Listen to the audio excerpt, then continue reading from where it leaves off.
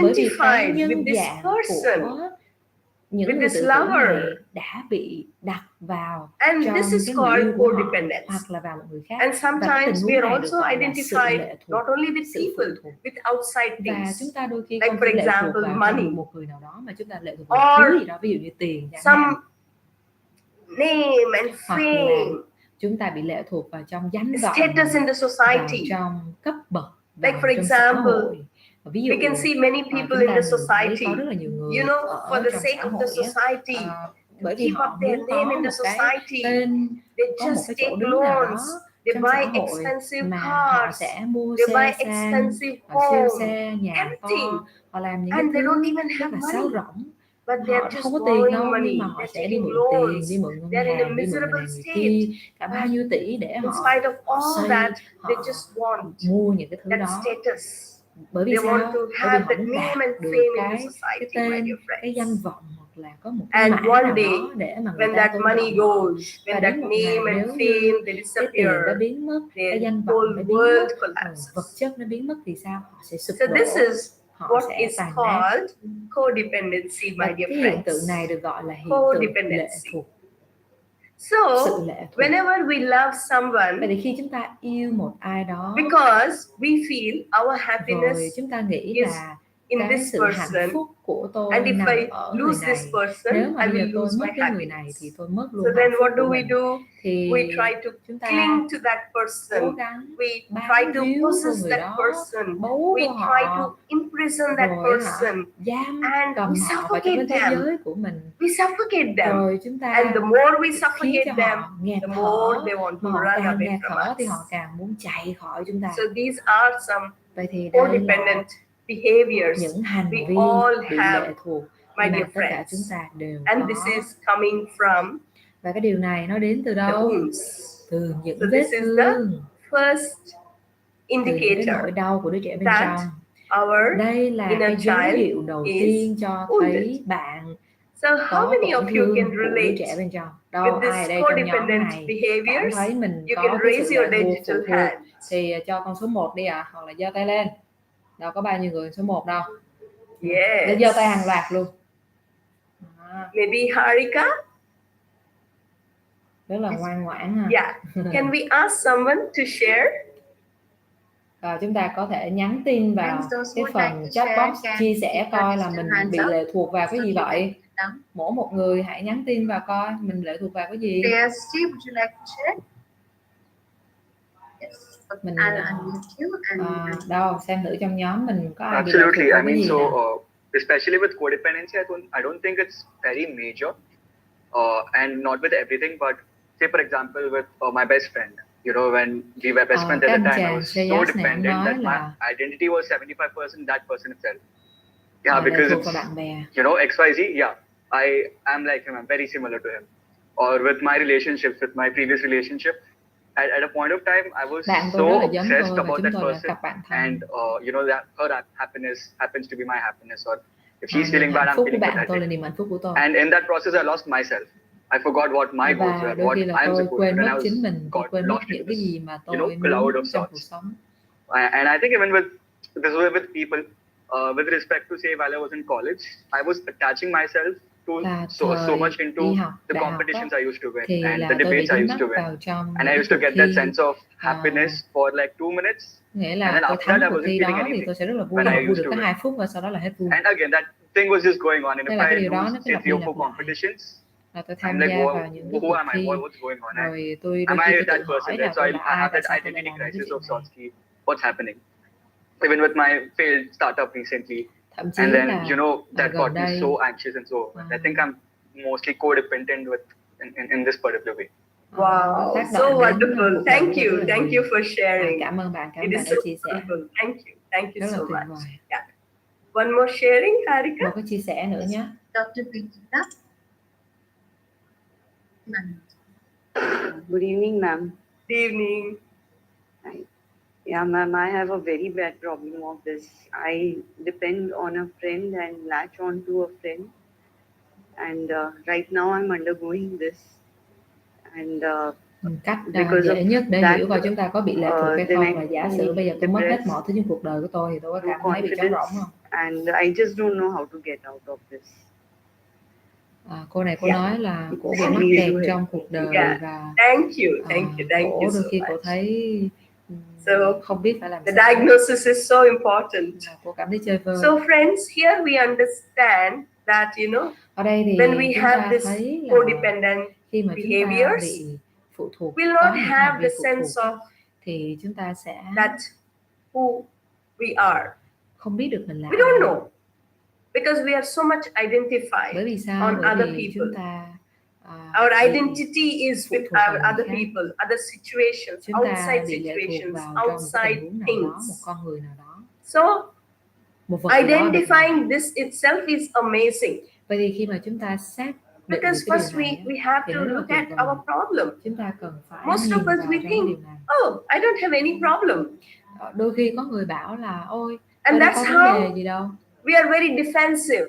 Và We chúng just ta want to có live một with cái those vỏ bọc. defenses all the Chúng time. ta phòng vệ, chúng ta And we need to luôn cố understand gắng that, thể hiện yes, tôi là một người ổn. when you were a vấn đề small gì. child, Khi chúng ta those defenses là helped you. một cái đứa trẻ, Because of those thì defenses, những cái you could tính live. phòng vệ này nó bảo vệ chúng ta mà. You were alive. Những cái lớp mặt nạ nó cũng có cái lợi ích But của nó now, để nó giúp cho chúng ta reaching sinh to tồn this point, trong cuộc sống này. the Nhưng mà defenses bây giờ are đến not cái lớp going học to này help us rồi á, anymore, lớn lên my rồi, dear friends. những cái lớp mặt nạ đó, sự phòng vệ Like đó for không giúp bạn example, được nữa đâu. Bạn something phải buông bỏ nó happened đi in để your bạn childhood, mới thật sự nhận ra a được very, con very người thật sự của dysfunctional mình. family. All the time the parents are fighting, Tôi ví dụ shouting, gia đình nào so mà much of, bố mẹ thường hay anger. cãi nhau, đánh nhau, So then what happens for a child? Vậy thì điều It gì is xảy too ra much. với cái đứa trẻ đó? It is too Đôi much khi nó trở to nên witness quá all là that khủng khiếp every day. để nó phải So chứng what kiến cái happens điều này as a mỗi defense ngày. mechanism? Và đứa trẻ We đã tạo start ra một closing cơ chế phòng ourselves vệ. for all the Nó feelings, for đóng all the mọi cái emotions. cảm xúc của nó lại. Nó không còn bất kỳ cảm xúc nào cả. And there is a disconnect that happens Và between this cái sự heart mất kết and nối giữa trái the tim mind. There's no và tâm connection. trí, The connection is cut. nó mất luôn. We start living like an adult. Rồi We chúng start ta becoming like an sống adult như một because cái for người an lớn. adult only Chúng ta thinking bảo là matters, mình only biết quan logical tâm về mind người kia, matters. rồi chúng ta So then rất what là happens? trưởng thành. Nhưng mà You đôi khi were nó living with là this cái defense. sự ngắt kết nối với cảm xúc. You Để have chúng ta closed phải nghĩ cho yourself người for khác all chứ the không emotions, còn nghĩ all cho the chính mình feelings. nữa. You have closed your heart center. You can't Những feel người này anything. đã You can't. đóng cái trung tâm trái So tim now của họ what happens? và họ không còn cảm xúc As an nữa. adult, Khi mà họ lớn lên, now you have recognized và bạn nhìn lại, bạn that nhận ra your inner child is wounded. là đứa trẻ bên trong bị tổn thương. So now what we all need to understand is, yes, that defense, that defense helped me when I was a child. Cái cơ chế phòng vệ này, But cơ chế if you mà continue đóng to băng be cảm like xúc this, if you nó đã continue từng to giúp stay tôi lúc with còn this nhỏ. defense, Nhưng nếu như if you bây giờ just tôi can't lớn let go rồi, of tôi cứ this defense, giữ cái sự it's phòng very vệ này, difficult tôi cứ liên tục đóng băng to cảm feel, xúc hoài á, thì tôi có kết to nối được với người understand khác không? what your Tôi inner có child thật sự is có feeling. cảm xúc hay không? Rồi tôi có buông bỏ được những cái nỗi So then đau, that tôi becomes có a hiểu được block cái đứa trẻ bên for trong you không? Không. in this journey. Bạn đã bắt đầu So hành trình friends, này để bạn hiểu we chính all mình, need đúng to không? understand that Nên là all those defenses, whatever những cái cơ defenses, chế whatever phòng vệ á, masks you are dù bạn đang wearing, đeo một cái lớp mặt help nạ nào you đi at chăng that nữa, point of time. thì thời điểm trước But kia now nó đã we giúp don't bạn. need them. Nhưng bây giờ bạn không Because cần nó nữa. you just need to understand Bởi vì because sao? you have this defense still in your life, Sự phòng vệ you can't đó connect with people, you can't trong feel, cuộc sống you này don't know what is sẽ there khiến bạn inside. không kết nối được với người So khác, sẽ it khiến is bạn không limiting kết you. nối được với It chính is mình. not Cuộc sống này allowing nó sẽ you không có to trọn have vẹn. beautiful connections in Vậy your thì life. để mà bạn So thực sự sống understanding một cách this, trọn vẹn, có we kết need nối to với những người xung quanh và với chính mình, slowly, bạn phải từ break từ free from all these buông bỏ defenses hết as những we cái go lớp ahead phòng vệ in đó this đi, journey, những my cái dear lớp mặt nạ friends. đó đi. Now, the second indicator Vậy thì tôi nói đến is cái offender yếu tố thứ hai behaviors. nhé. Whatever happened to us in our childhood, Bất kỳ điều gì diễn ra với chúng ta lúc còn nhỏ, however we were treated in our dù childhood, chúng ta đã từng bị đối like xử for như thế nào. example, if you were Ví dụ beaten là lúc còn nhỏ chúng ta đã từng bị đánh đập when you were a child, khi còn nhỏ. when you become an adult, Khi mà mình you lớn give lên that rồi back thì chúng ta sẽ to your trả children, cái đó lại cho to con people của around mình, you, cho to những the người xung quanh, society. cho xã hội. So how many of you, Vậy thì bao nhiêu người ở đây whenever you get angry, khi whenever mà you mình nổi giận, are upset, tức tối, you start beating bạn your bắt children, đầu đánh con, or chửi you chồng, start đánh abusing vợ, hoặc people là in bắt your đầu life? bạo lực những người How trong many cuộc of đời you mình? do that? Ai ạ? Ai có điều đó? Yes. So this is called offender behaviors, Vậy thì my đây dear được friends. gọi là hành vi Whatever was của done một to người you, bị xúc you phạm. just give it back. Có nghĩa là mình hồi And nhỏ most of the bị time, làm I cái don't gì say thì lớn that, lên you mình know, làm y chang inner như vậy. child is the only answer. It's not that, but whatever violence, whatever Bạn mà có bạo lực như thế nào đi chăng nữa đó, so much of violence in this world, bởi vì thế giới so much of này có rất là anger, nhiều so much of hatred, những cái sự bạo lực, có whatever we see in nhiều cái this sự world, giận dữ lắm. most of it is coming from the inner child wounds. Tất cả những cái sự bạo lực đó If I just đều had to đến give you từ this tổn thương của example đứa of trẻ bên trong. Hitler, Hôm Hitler, qua các bạn đã nghe who về was câu chuyện của responsible Hitler. for the world war. Hitler đã chịu trách nhiệm cho thế chiến And thế if you giới, just đúng look không? at Nếu the như mà các childhood bạn of Hitler, nhìn vào trong thời thơ he của was Hitler tortured thì bạn sẽ thấy đứa trẻ này humiliated đã bị làm by nhục, his đã stepfather. bị bạo hành bởi chính And bố của mình. And Hitler Và has Hitler exhibited that đã xả in an ngược lại extreme cái điều form. đó ra ngoài thế He has giới just bằng một cái cách cực đoan nhất thrown có it thể. out into the world Và in có such nghĩa là an ông ta đã extreme phóng form, chiếu cái sự my dear bạo lực friends. của mình mà mình đã nhận lúc còn And do you nhỏ think, thành cái thế chiến is thế it giới possible thứ for hai. just one person Vậy thì to bạn start có a nhìn war? thấy không ạ? Bạn có nghĩ Can là one nếu person nghĩa là một người mà có thể tạo ra được initiate thế chiến thế giới không? or Hay là inspire một mình the world Hitler to có fight? thể tạo ra thế chiến It's không? not possible. Không, một So, mình Hitler, một người duy nhất mà bị bạo hành thì sẽ không có tạo ra được thế chiến đâu. Mà Hitler là một wounded cái children tượng trưng, ông ấy đã kêu like gọi Hitler và ông ấy đã thu hút joined được những hands with người him, đã từng tổn thương giống and như they ông created và tạo this ra một cái world đội war. quân để mà So friends, gieo rắc cái sự đau khổ cho thế these giới. Nhưng đây là offender đội quân behaviors, của những đứa trẻ đã whatever từng bị bạo happened, hành.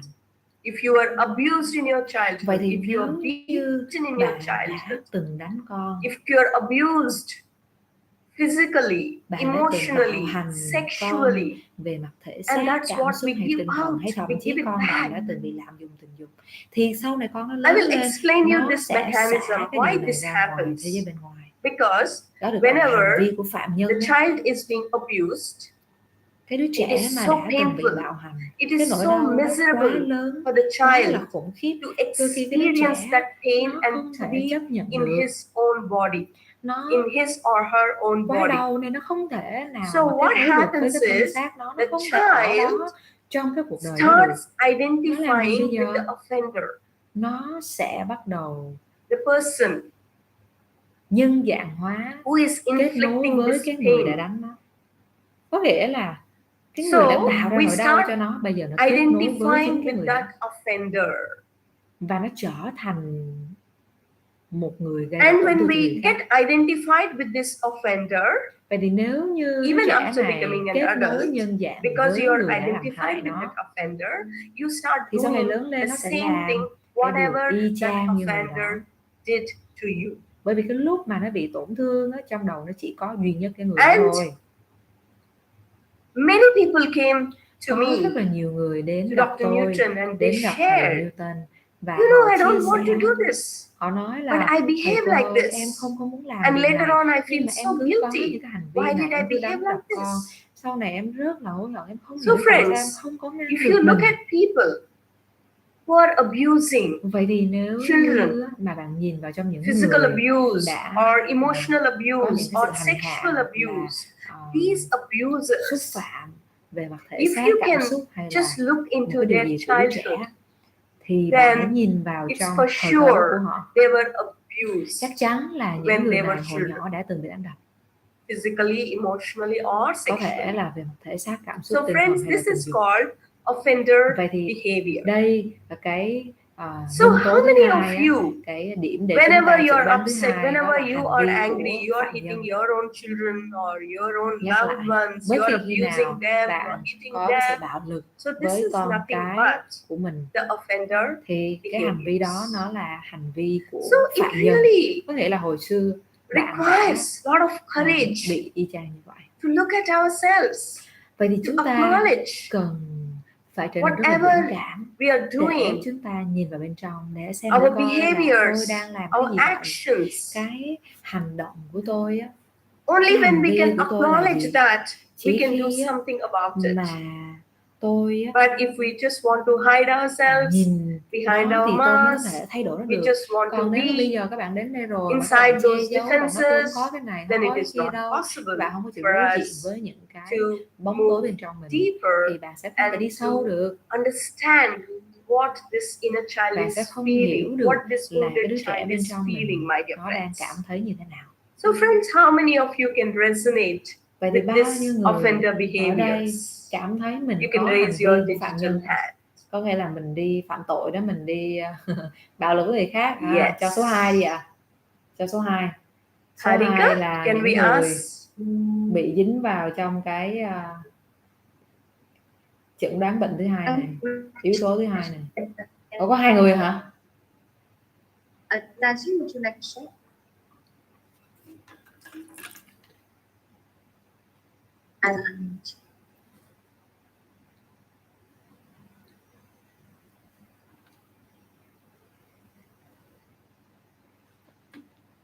Good evening, doctor. Good evening. Thank you for guiding us, doctor.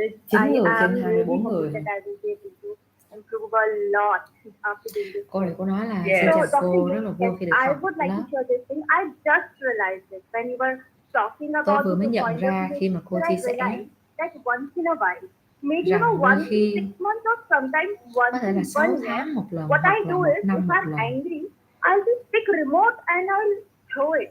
Đôi khi là I'll tôi pick pen tức and lên đó, I'll tôi throw cầm it. cái remote tôi So quăng nó this xuống đất. happens rarely with me, but yes, I do Thế this. là And lâu I lâu remember mới that một my lần father tức used to điên do lên this. như vậy. And after that, I'm Nhưng mà tôi mới nhận guilty ra that là why bố do I tôi do có hành that? vi tương You know, tự. in front of my daughter, I just pick the remote and I threw it.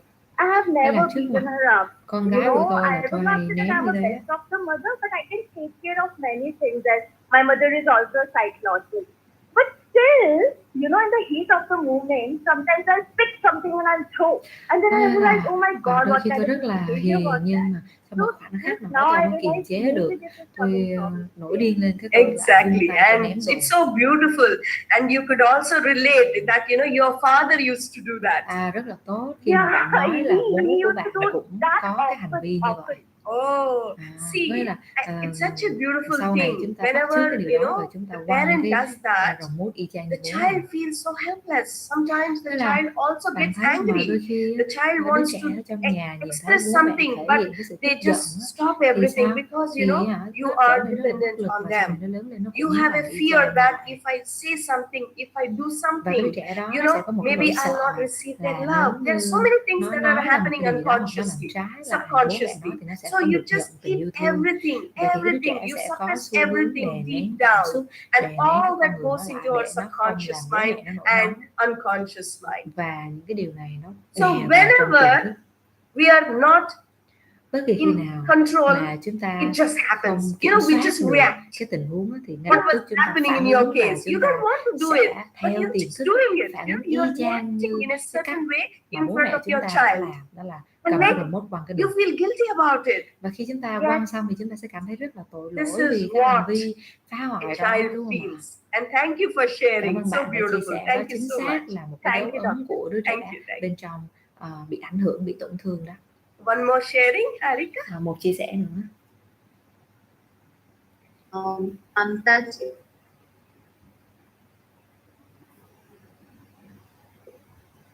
I have sent you a request to unmute yourself. Yeah. Good evening, Dr. Lakshmi. Good evening. Xin chào cô Lakshmi. In my case, it was Ở something a trong little different. trường hợp của tôi thì nó hơi khác My một chút. parents would never beat. any of us. Bố mẹ của People tôi thì beat, chẳng có đánh chúng tôi children, bao giờ. my brother, sister, me, they wouldn't beat. Anh chị em tôi không bao But giờ bị somewhere đánh. down the line, I feel Nhưng mà đôi khi trong cuộc I sống was not up to the mark, maybe because they didn't beat, but only verbally they would keep chastising us. And I felt all không three có of đánh us nhưng were mà not up to mắng the chửi mark. rất là And nhiều. somewhere down the line, I don't know why I felt something was always wrong with me. Và đôi khi tôi cảm thấy là có cái gì sai với tôi. For what reason I do not. I think because of the constant, disciplining Bởi vì in a hồi xưa lúc negative nào cũng bị kind of răn manner, dạy, like bị you did this wrong, răn you did that đe, wrong, bị you nói là should con have làm done sai cái this, này you sai should cái have done kia. this, do this, do this. Nên là So when my children were born, I thought that khi mà con it's tôi not được sinh right to ra, just emotionally and verbally tell them.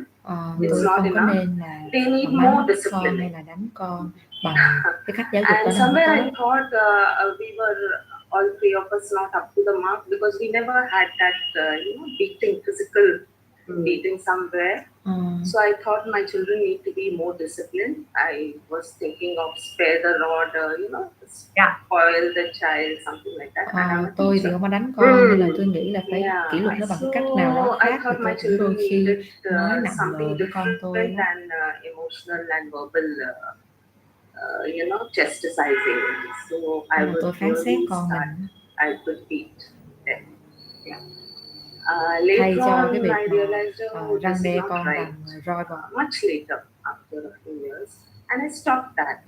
Thế là sau vài năm thì tôi dừng cái Then việc it đó. turned into the verbal thing. I Nhưng went mà back to đôi khi the tôi verbal chuyển qua là đánh nó luôn. verbal Xong rồi cái disciplining, tôi phát hiện ra using đánh nó không negative được, cái words, tôi dừng, using cái tôi harsh chuyển voice sang là and chửi all nó. that, because somewhere I couldn't control my anger. Bởi vì cố could gắng not. kiểm soát cái cơn giận của mình nhưng mà không kiểm soát And được. I still feel very guilty about it. Thế là That bây I giờ nghĩ lại thì tôi cảm thấy rất là you tội know, lỗi verbally and even physically vì đã đôi khi là đánh con và mắng con. Thank you so much. Thank you. Xin cảm ơn chị rất So là friends, nhiều. Và thì the các bạn ơi, abuse need not be physical abuse. cái sự It's not bạo just lực á, beating them. nó It không can nhất be thiết phải là emotional bạo lực abuse. trong Sometimes việc đánh it đập về thể need xác. not be even the words. Đôi The khi way we look nó at our thông qua children. là cái lời nói, mà đôi khi nó cũng không cần phải lời nói nữa, mà nó thông qua The cái hành words, vi, the cái tone. ánh mắt, cái sự trừng That ánh is mắt, như enough. là đe dọa con, rồi kiểu như là So nghiêm mặt với here con. our Nó friend cũng là shared một cái that sự bạo there lực was về a mặt lot năng of lượng. anger. So we just need Bạo to lực trong cái know hành vi from mà. where that anger is Bởi coming vì up đôi khi chúng ta có and những cái nỗi giận dữ, why chúng it ta is xem being thử coi là expressed. cái nỗi giận đó nó Because xuất phát từ đâu at a vậy. deeper level, Bởi vì the ở cái parents khía cạnh made sâu her feel hơn that you're not thì up to the bố mark. mẹ You're not up to the mark. You're not good enough. You're not good enough. hay thể hiện ra là So con không có đủ somewhere giỏi, the child con also không có feels đạt after chuẩn. a certain extent, Vậy thì whatever I do đứa is trẻ not này going nó to cố be gắng làm enough hài for lòng bố mẹ them. nó, nhưng mà nếu như mình cứ liên tục mình thể Whatever hiện I ra do. là con ơi con làm sai này, con làm sai cái kia, So thì then đứa what trẻ we nó do sẽ cảm thấy is là dù nó có either we làm gì đi become chăng people nữa pleasers thì or nó we cũng sẽ become không thỏa rebel. mãn được mình.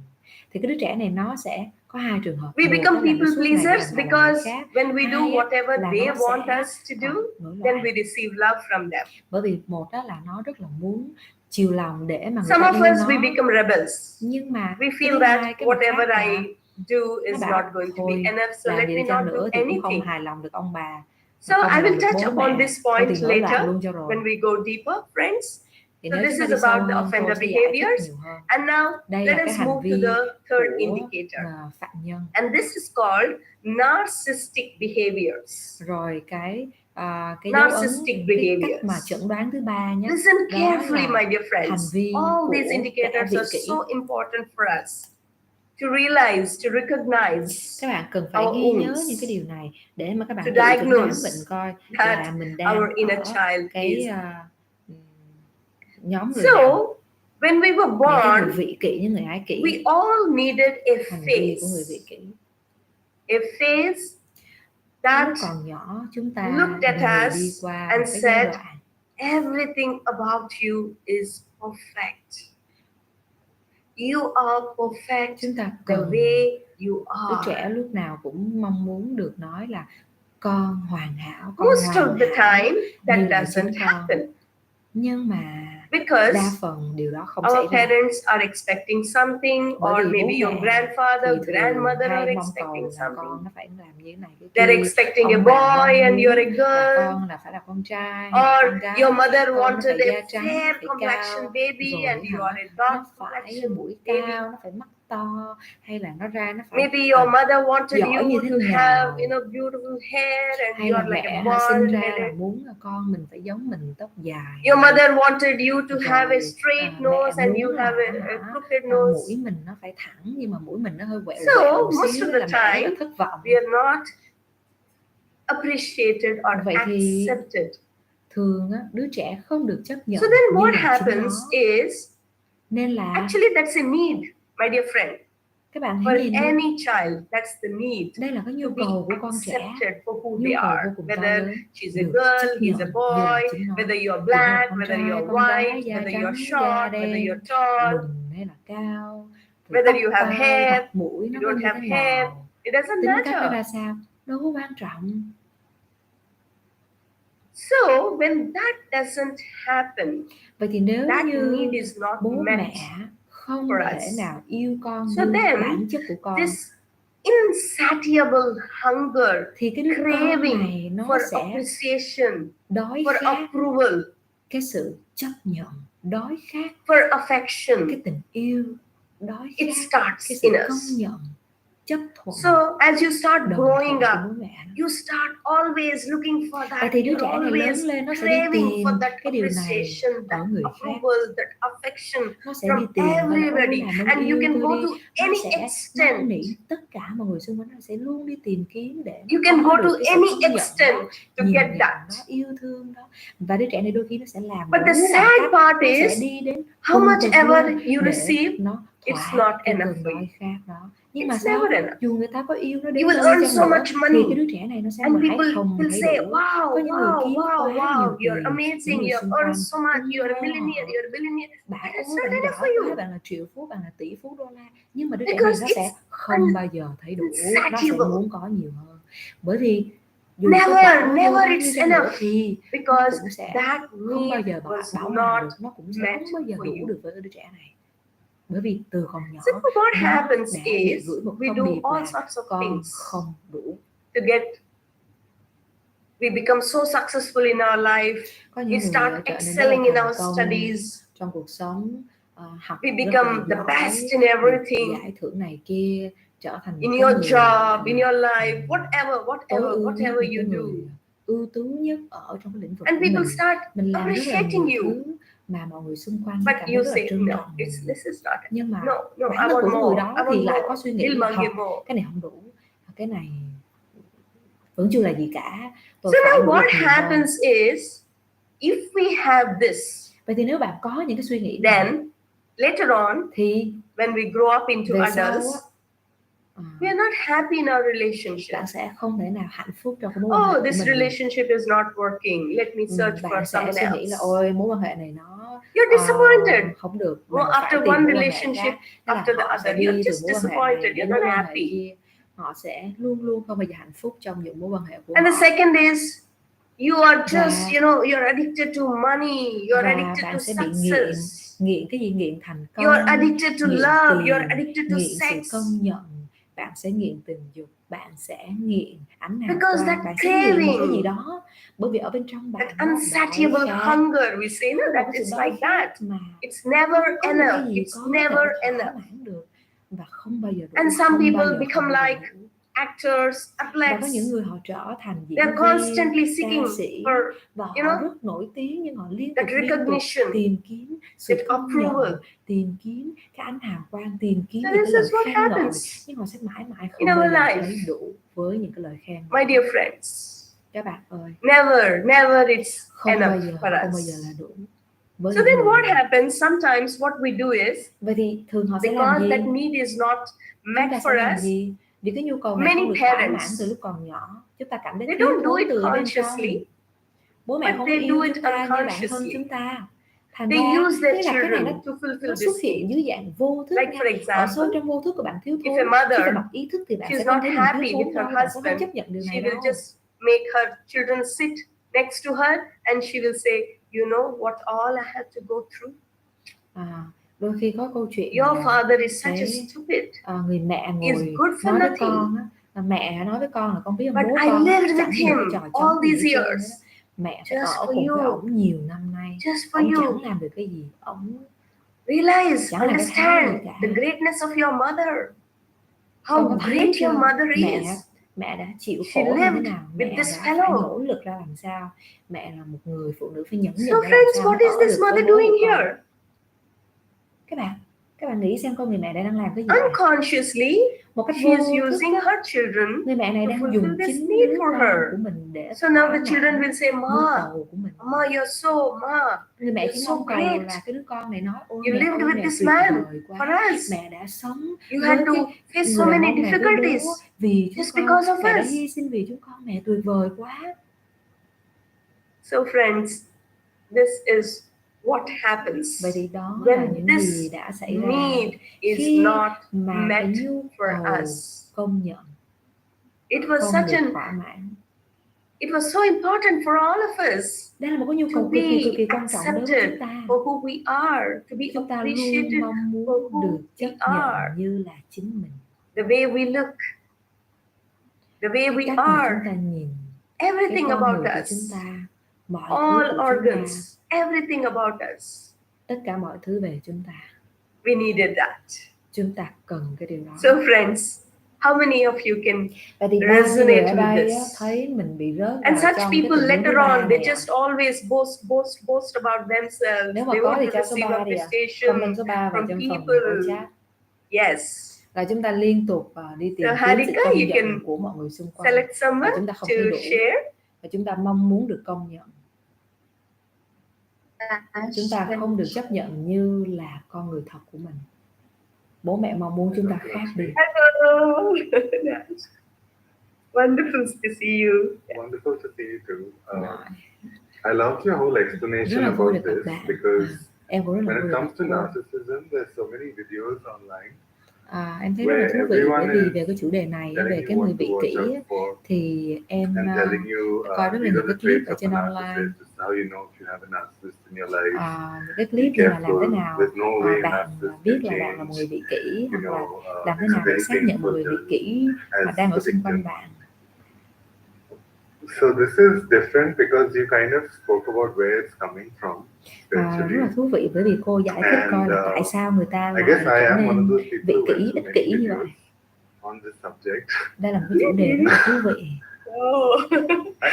Because I felt that I'm always the victim in this situation. Like I'm attracting narcissistic. Bởi vì em thấy là mình bị rớt trong cái tình huống này. I'm attracting like narcissistic parents. Em bị thu hút vào.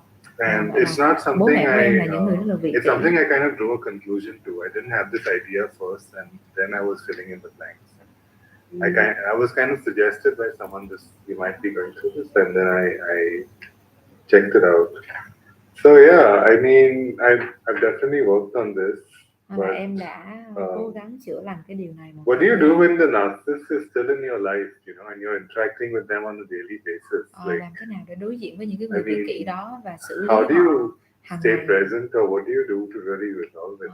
Em không biết là làm sao để em xử lý. Actually, when we heal, see, it's coming from the wound. Là khi mà chúng ta chữa lành đó, nó đến từ tổn thương hết, đúng không? Actually, they need to work on that wound, and this journey is about that. Chữa lành những cái vết thương này, những người bị kỷ như vậy, họ cũng phải chữa lành tổn thương của họ. Whatever your inner child missed. Bạn chữa So then, your inner child đứa trẻ của bạn will nó feel that self-worth. Nó bị thiếu cái giá trị. He or she will be able to accept himself, herself. Cái đứa trẻ nó phải tự chấp the way nhận they are. như là chính nó. The most of the time, the problem comes because we don't accept ourselves, because we believed in that. Bởi vì chúng ta tin theo người khác nói mình không đủ, so when you heal that, your whole behavior changes, and the person who is attracting narcissists also somewhere is wounded. Những người mà thu hút cái người vị kỷ đến với mình, so when you heal that part, maybe you're a people pleaser. Like for example, you're sitting with the narcissist, and narcissist is going blah blah blah blah, and you're a people pleaser, you don't know where to stop. Rồi ở bên cạnh những cái người mà Right? vị kỷ You thì don't sao? know Những how người to vị kỷ cứ stop. nói xong rồi lấn át. Rồi cái người thích chiều lòng I thì sẽ feel im for me lặng, it's rồi sẽ always bị lấn I'm át. aware of the whole Bạn situation phải nhìn thấy and được I react in những cái anger. động thái đó. Exactly. I react in anger myself. So it's like Đôi khi là that picture is the bad em person. trở nên Because giận I'm dữ trong những tình retaliating in huống anger. đó. I'm not trying to people please. In fact, Em I've không gone có in the cố opposite gắng That direction. was làm inside. hài lòng Which người is khác, to nhưng be mà very em nếu angry mà and họ very trở nên assertive. gọi là ích kỷ với But em thì in em that sẽ anger, I come off as a very trở nên tức tối với aggressive họ. person. Và từ đó là When một in cái fact I'm cực just đoan khác defending luôn ha. myself. But the situation doesn't go away and it keeps Thế happening. là And dù là in em my có anger, cố I'm gắng also alienating myself from the gọi là people gồng mình who lên để would mà otherwise be phản kháng in my họ life. thì em cứ rất là Thank you thu hút so những cái much. người ích It's kỷ so đến với mình. valuable. Actually, Em the đang cố gắng để giải anger, quyết the vấn đề này. reaction you have is Câu trả lời actually là the reaction from your wounded child. cái sự mà giận dữ mình phản ứng như vậy So when you nó were a là cái phản child, ứng của I don't đứa know trẻ what nội exactly tâm. happened, but I think you're able to relate with that. Tôi không biết là Like chuyện for gì xảy example, ra, if nhưng the mà tôi nghĩ parents là are bạn hiểu điều using the này. child, Đó là the nếu child như mà feels bố so mẹ much dùng anger đứa inside, trẻ but the để child mà can't thỏa express mãn it. cái sự chống đỡ bên trong Okay? mình, I never thì đứa trẻ express sẽ my cảm thấy rất là anger. giận dữ, đúng không ạ? Và sau Because này you nó lớn have to lên nó be, sẽ you giận have dữ to với be những the người ích kỷ. good boy, good child. You know, Bởi vì you just sao? can't Bởi do vì that từ to your nhỏ mình parents. đã bị ép là And phải that's là một đứa con what's ngoan, taught to us. phải là So then what một happens? đứa biết nghe Everything lời. is Thành ra cái đứa trẻ đó bị stored, đè everything nén. is pent up. And now, as an Nó giống như adult, là nó cố gắng you're just reacting because that anger is chịu đựng coming nữa. out. Thế thì lớn lên nó sẽ So whatever bùng is nổ, nó unfinished sẽ giận from dữ. our childhood, whatever Vậy is thì unexpressed, những it gì comes mà out. hồi còn nhỏ bạn Because đã that's không frozen. được thể hiện ra, bạn All that hồi nhỏ frozen bạn bị đè energy nén, bạn is bị trying đóng to băng, come out, but bạn not cố in a gắng healthy chiều way. lòng bố mẹ, hoặc Because it là hurts đôi khi you. bạn có xả Yes. ra I thì think nó it cũng hurts là you. It hurts chưa có you xả ra because được now đầy đủ. when you know Thì how to những heal cái vết it, thương đó nó then vẫn it còn is sorted lưu out giữ ở bên trong and bạn. it finds Nếu a như way mà out, bạn and cho then you are phép healed. cái And tức also tối ở does bên this trong mình được xả ra ngoài healing of một this, cách does lành it mạnh, thì need từ to từ cái involve tổn thương the đó nó original sẽ lành đi. perpetrators or the people who are triggering you, or is it completely an inner process? It's completely an inner process. It's completely an inner process. Vậy thì nếu mà bạn còn giận dữ có nghĩa là bạn vẫn còn phải chữa lành tiếp. Thank you so much. Thank you. Thank you. Xin cảm ơn bạn. Yeah. One more sharing. Một người chia sẻ nữa. Angela ji. Just give me a second. Hi, ma'am. Hey, Thank you so much for the session. Sorry, I'm just beside my kids. I just came out.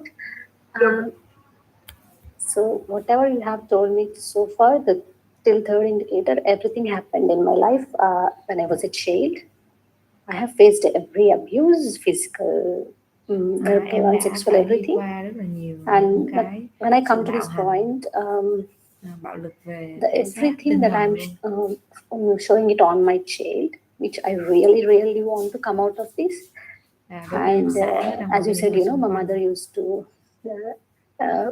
say these things, your father is like that. I'm living it with him. I'm the only person who is living with him. No one can live with him.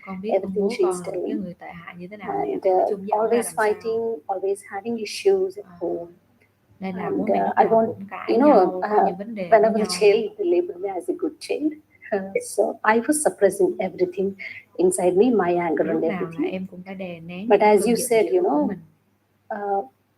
like attracts like, whoever is in your life, if that person is having anger, then you're also having that. So my husband was having it. Then I realized I was not having it. Then how he came into my life, then I realized, yes, it is suppressed inside me. Yes, yes. And I can totally relate to that, and I really want to come out of all this. Thank you so much. Thank you, Manjula, for trusting us and sharing your, heart, all that, whatever you had to go through. Thank you so much. Thank you. So here our friend told she had to go through all those experiences, and they said you are a good child. The child wants to stay with that. Yes, I want to be that good child. And in order to hear that, we can go to any extent, my dear friends. Just to listen that from our parents. You are the best child, you are a good child.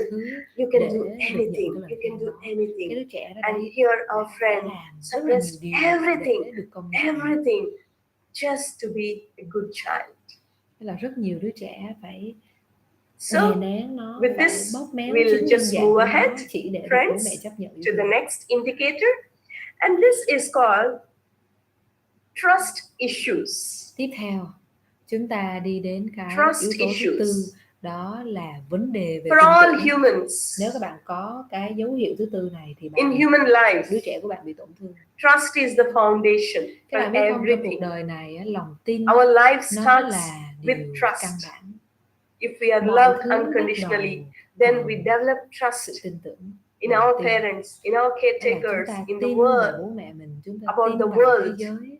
So Chúng that ta trust forms the basis of our life. có cái niềm tin, nó If there là is no trust, cái lớp căn there bản, is nó no cấu life. thành nên thế giới này. Nếu mà bạn không có niềm tin thì cuộc sống này nó chẳng đi Because vào đâu cả. your mother introduced you to your father vì and showed he's khi your mà mẹ father, sinh mình you ra, trusted mẹ her. nói với mình là ồ đây là bố You của con. trusted her. Mình You tin never mẹ, asked mình where is tin the bố. proof. Mình đâu có nói là You trusted đâu, her. Yes, bằng chứng đâu, he's bằng my chứng father. nào bà là mẹ tôi, bằng chứng nào ông In là the bố same tôi. way, Đúng không ạ? in Chúng ta our tin. life, if you're Tương tự married, như vậy, your trong husband cuộc is sống, going to office khi or mà you're going to bạn office, kết hôn với một ai đó, we trust that chồng yes, đi my làm, husband vợ is đi going làm, to office, và chúng ta tin là and họ he'll come đi back. làm, họ sẽ quay So trở lại. all our human relationships Vậy are thì based on trust. cuộc đời And của when con we người came được into xây this dựng world, dựa trên niềm tin. we came with this trust, Cái lòng and that tin. trust needs to be developed Vậy thì cái in a lòng tin natural này way. chúng ta sinh ra có nó, When this và chúng ta cần phải unconditional phát love is triển given nó to us từ lúc còn nhỏ by our parents, by our caretakers.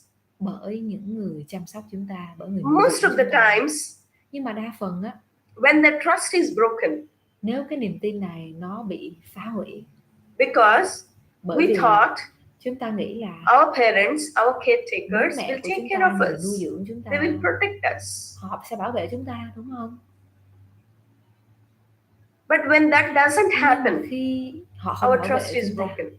thì cái niềm tin bị phá hủy. It can happen in so many ways, my Nó dear có thể diễn friends. ra ở rất nhiều những cái tình huống khác nhau. I'll just give you one example. Tôi cho bạn một ví dụ nhé. Most of the times, Đa phần in our Indian culture and in some other văn cultures hóa Ấn also, Độ hoặc những văn hóa especially in khác, the affluent families, the rich đặc families, biệt là ở trong gia đình nào mà mother giàu gives có, birth to the child, thì mẹ and sinh con after ra that, everything is done by a maid or a help. thì con sẽ được chăm sóc bởi Feeding the child, vú nuôi, hoặc taking là care bởi of người the giúp việc, child, giúp bathing việc the cho child, con, everything, tắm cho everything. con bú sữa. Nói chung Mother là spends mẹ only sinh con ra, nhưng mà do nhà very giàu little nên là sẽ time. luôn có người khác để chăm con. Và mẹ dành Now rất ít you can thời gian just với con. try to understand this situation. You have brought that Bạn xem thử coi, nếu người mẹ này maid or đã, helper, thuê một người giúp việc, generally you bring, maybe a 12-year-old child or 14-year-old child có thể là đứa con nó to take care of your children. vài tuổi. So then what happens is, nó được the chăm sóc parents bởi of một that cái người child are sending nuôi that dưỡng, child to ví dụ your như home mới just có for money, 10 tuổi, 12 tuổi, because 15 they're tuổi. poor, Cái điều này đã diễn their ra với rất là financial nhiều, situation thậm is chí not là good. They are sending their children to your cái người giúp place việc mới có for mười work. mấy tuổi thôi chẳng hạn. And that Gia child đình của cô giúp is việc also này so upset nghèo, because that child nên misses là gửi his or con her đi parents. làm thuê từ They lúc don't còn want to trẻ. miss their parents, and they will be angry at their parents because they're sending them away, or they might Cái be người giúp việc angry at này you. bởi We vì còn don't rất là know. trẻ, I'm nên not là saying khi all mà are phải like rời that, khỏi but nhà most of the time để đi they giúp việc cho carry nhà their người own khác wounds. thì sẽ làm sao? Sẽ thấy rất là cô đơn. And nowadays, especially, most of the parents, both of them are working. Người giúp việc đó cũng không ổn định. They want to give làm thế nào the mà best có thể possible chăm cái đứa things trẻ for their mới children. vài tháng tuổi được. They want to Hoặc give the vài best năm tuổi được, education đúng to không? their children. They want to send their children to the best possible Hoặc là universities. tôi biết có những cái trường hợp That's nhiều not bố wrong. mẹ giàu có là chỉ muốn gửi con đến All những cái trường parents, tốt they đẹp love nhất, their hoặc children. gửi con đi học ở They want the một cái đất best nước khác for có their nền giáo children. dục cao hơn. But Nên here, là gửi con we đi are xa, forgetting thì khi mà gửi con đi that xa it's thì not just cái đứa Hana, trẻ Pina, đó phải Sona được chăm sóc bởi một người khác, and nhưng mà education. và nó không được đón nhận cái tình yêu thương There is từ bố mẹ something đó. else Các what bạn your hãy child biết là needs. đứa trẻ nó So không here, phải chỉ cần được in ăn such a uống, đầy đủ, situation, hay when là both được the học parents hành are đầy not đủ, mà available, nó còn cần and phải you sự are hiện leaving diện your và cái tình child yêu with thương của bố somebody mẹ nó nữa. who is already wounded.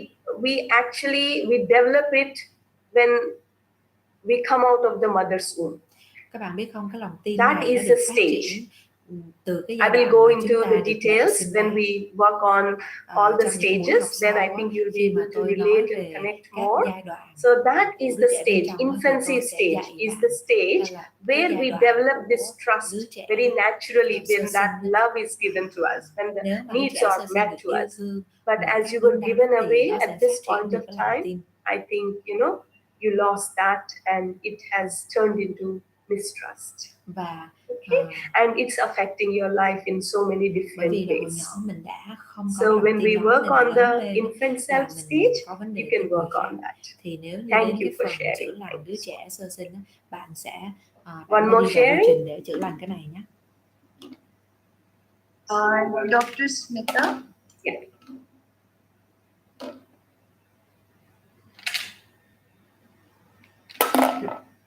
Hello.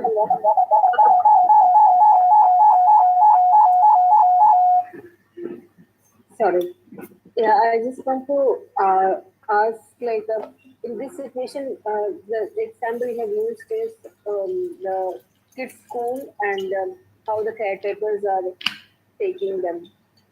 And what are the other ways in which the child understand that numbing ourselves is the way to escape from feeling what we are feeling? And what are the other chances? Like, I also experienced a lot of trust issues. Tôi muốn hỏi một chút về cái hồi nãy cô giải thích là cái việc mà trẻ đi học á, xong rồi cái mỗi lần khóc á là bị đút cái gì đó vô á, thì sau này lớn lên là nó sẽ học được cái việc là mỗi lần nhớ ai hoặc là có cảm xúc gì là sẽ tự tê liệt mình bằng cái cách ăn hoặc là uống cái gì đó. Yeah, thank you so much. For example, mostly in the joint families or in our families, there will be very close people like, uncles.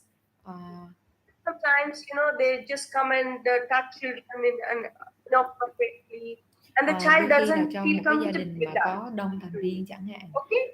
So if the child wants to say something to the mother will start, shouting at this child, no, don't tell such things. You are only wrong. You are doing such things, something like that. Bố mẹ nói nhưng mà bố mẹ nó đôi khi Mother doesn't support, doesn't protect the child. Cô hoặc là chú nó không có làm như vậy với con đâu, do con hư, con nghĩ sai thì cô chú where the child is not cái điều đó ở con. Where the child is not, held. The child needs that. So when that is not given, the child loses that trust. Like, for example, even if the sometimes parents abuse the children sexually. Đôi khi là bố mẹ là không có tin con hoặc là bố mẹ làm cho đứa trẻ thất vọng trong một cái tình huống nào đó, thì là đứa trẻ nó cũng sẽ mất cái lòng tin với bố mẹ. Thank you so much. Thank you. So friends, cảm ơn the next indicator is called rồi magical beliefs. Dấu hiệu tiếp theo nữa, cái dấu hiệu thứ 5 đó là những niềm tin magical beliefs, những cái niềm tin thần so tiên. Whenever the child bất kỳ khi is nào made to feel đứa trẻ that nó bị cảm thấy whatever you say or do những gì nó nói hay nó is làm á, directly responsible for others' feelings, ảnh hưởng đến cảm xúc của người khác. Like for example, in many families, ví dụ trong rất là nhiều gia đình, for example, the mother is not well, she just delivered this child and the mother became sick. Đẻ con, hoặc so the grandmother tells, see what you have done. Thế là bà It's because of you, your mother thấy chưa? is bedridden. Mà mẹ bệnh như vậy, tại con mà bây giờ mẹ nằm liệt giường rồi. Or father telling the child that, see, you have upset your mother. Đó, thấy không? Tại con nên là bà mới nổi giận. Or mother telling the child, hoặc là cái đứa trẻ look, nó nói là what you did, nhìn đi, you made your father angry. Con làm bố tức giận rồi đó. Vì con nên là bố mới tức giận như vậy. Here, là we are teaching our children that dạy đứa trẻ whatever là words you say or whatever you do is responsible for others. You are responsible for others' feelings. Tác động đến người khác rất là nhiều, nghĩa là nó phải chịu trách nhiệm cho những So cái in cảm such xúc của người cases, khác. we develop these Vậy thì cái đứa trẻ magical này beliefs. từ đó nó sẽ tin là As nó có khả children, năng we all read those fairy tales. Rồi We have ảnh so hưởng đến many người khác fairy một cách thần tales. kỳ. Và nó sẽ tin Cinderella, vào những Snow cái and sức mạnh thần White, kỳ so many, của so nó. many, so Ví many dụ như different là things. nó tin vào trong, nó thích So đọc những cái if chuyện you're thần tiên, wounded nó thích đọc những and cái you chuyện sức develop mạnh these siêu nhiên, magical bởi vì beliefs, nó tin là nó and có khả năng sometimes some ví dụ magical khiến người beliefs khác like bệnh hoặc là khiến người khác if khỏi I bệnh, hoặc earn là money, gọi là khiến cho người khác có những cái everything cảm will xúc be gì đó, okay. thì chúng ta It's not cần true. phải ví dụ như khi mà trong Earning nhà có money cái can vấn make đề your gì life đó more thì comfortable, mình lại nói với đứa trẻ là but không có chuyện gì xảy everything ra. will not be okay with that. But that's a magical belief. If I earn money, everything will be okay. Ví dụ như nhiều đứa trẻ nó So có I niềm just tin know là this chỉ cần nó woman có thật nhiều tiền thì mọi thứ nó sẽ who ổn. heard from Nhưng mà her đâu có ổn đâu, đúng grandmother không ạ? that if you get a good Nói chung husband, là nó có những cái niềm your tin life mà is nó done. hơi bị If you're married, ngây thơ. it's done. And she married 5 times Ví dụ như in her life. là người bà nói với nó So là friends, sau này con these sẽ beliefs which we carry, không có kết hôn được which với we believe, ai, hay là or con sau này con just kết hôn like, với you know, ai thì they're not người đó true. sẽ gây tai họa cho họ. Ví dụ gieo rắc những cái suy For nghĩ tiêu cực example, trong đầu đứa trẻ thì đứa trẻ I này have sau này seen lớn lên some nó có youngsters đến 5 mối quan hệ, just believing quan that hệ chẳng hạn, ly hôn I kết have to hôn, wait. rồi ly hôn kết hôn. One day my soulmate will come. Hoặc chúng ta tin là một ngày nào đó My soulmate người will gọi là come. linh hồn song sinh của tôi sẽ xuất hiện, And hoàng all tử bạch mã the của problems tôi in sẽ my xuất life hiện, will vanish. và tất cả những vấn đề trong cuộc sống của tôi sẽ biến mất. And these Đó là một cái niềm tin girls or theo boys kiểu or, thần you tiên know, đó. these people, they're just waiting Nên là có for những that cô bé, soulmate cậu to bé come. suốt ngày cứ chờ So that one day bạch they mã come hoàng and tử all hoặc the là cô công problems chúa will cuộc đời mình vanish. sẽ xuất hiện.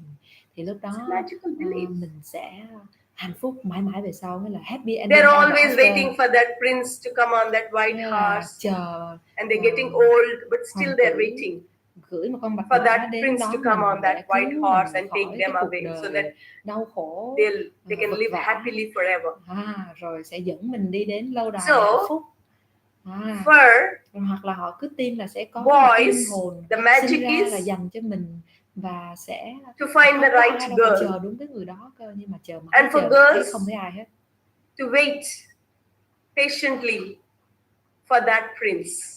Thế That's the là magic. cái cô gái này cứ chờ They believe in hoài, like magic. chờ hoài vào cái phép màu rằng And some people, they anh think chàng that, này you xuất know, hiện, và if I earn money, everything anh will be chàng okay. đó đôi khi cũng suy nghĩ So là they're chờ just hoài living in a đến khi reality cái cô which is nàng của mình far xuất away hiện. from this physical Nhưng reality. mà cái thực tại của And họ I know many thì nó people, khác xa the rất là husband nhiều. telling to the wife, Ví dụ just như wait, one more year, I will earn 1 crore. ví dụ như là chồng á, đôi khi nói And với he's vợ just sleeping. là em chờ đi He's một not năm doing nữa thôi á, anything. thì là anh He's just sẽ sleeping.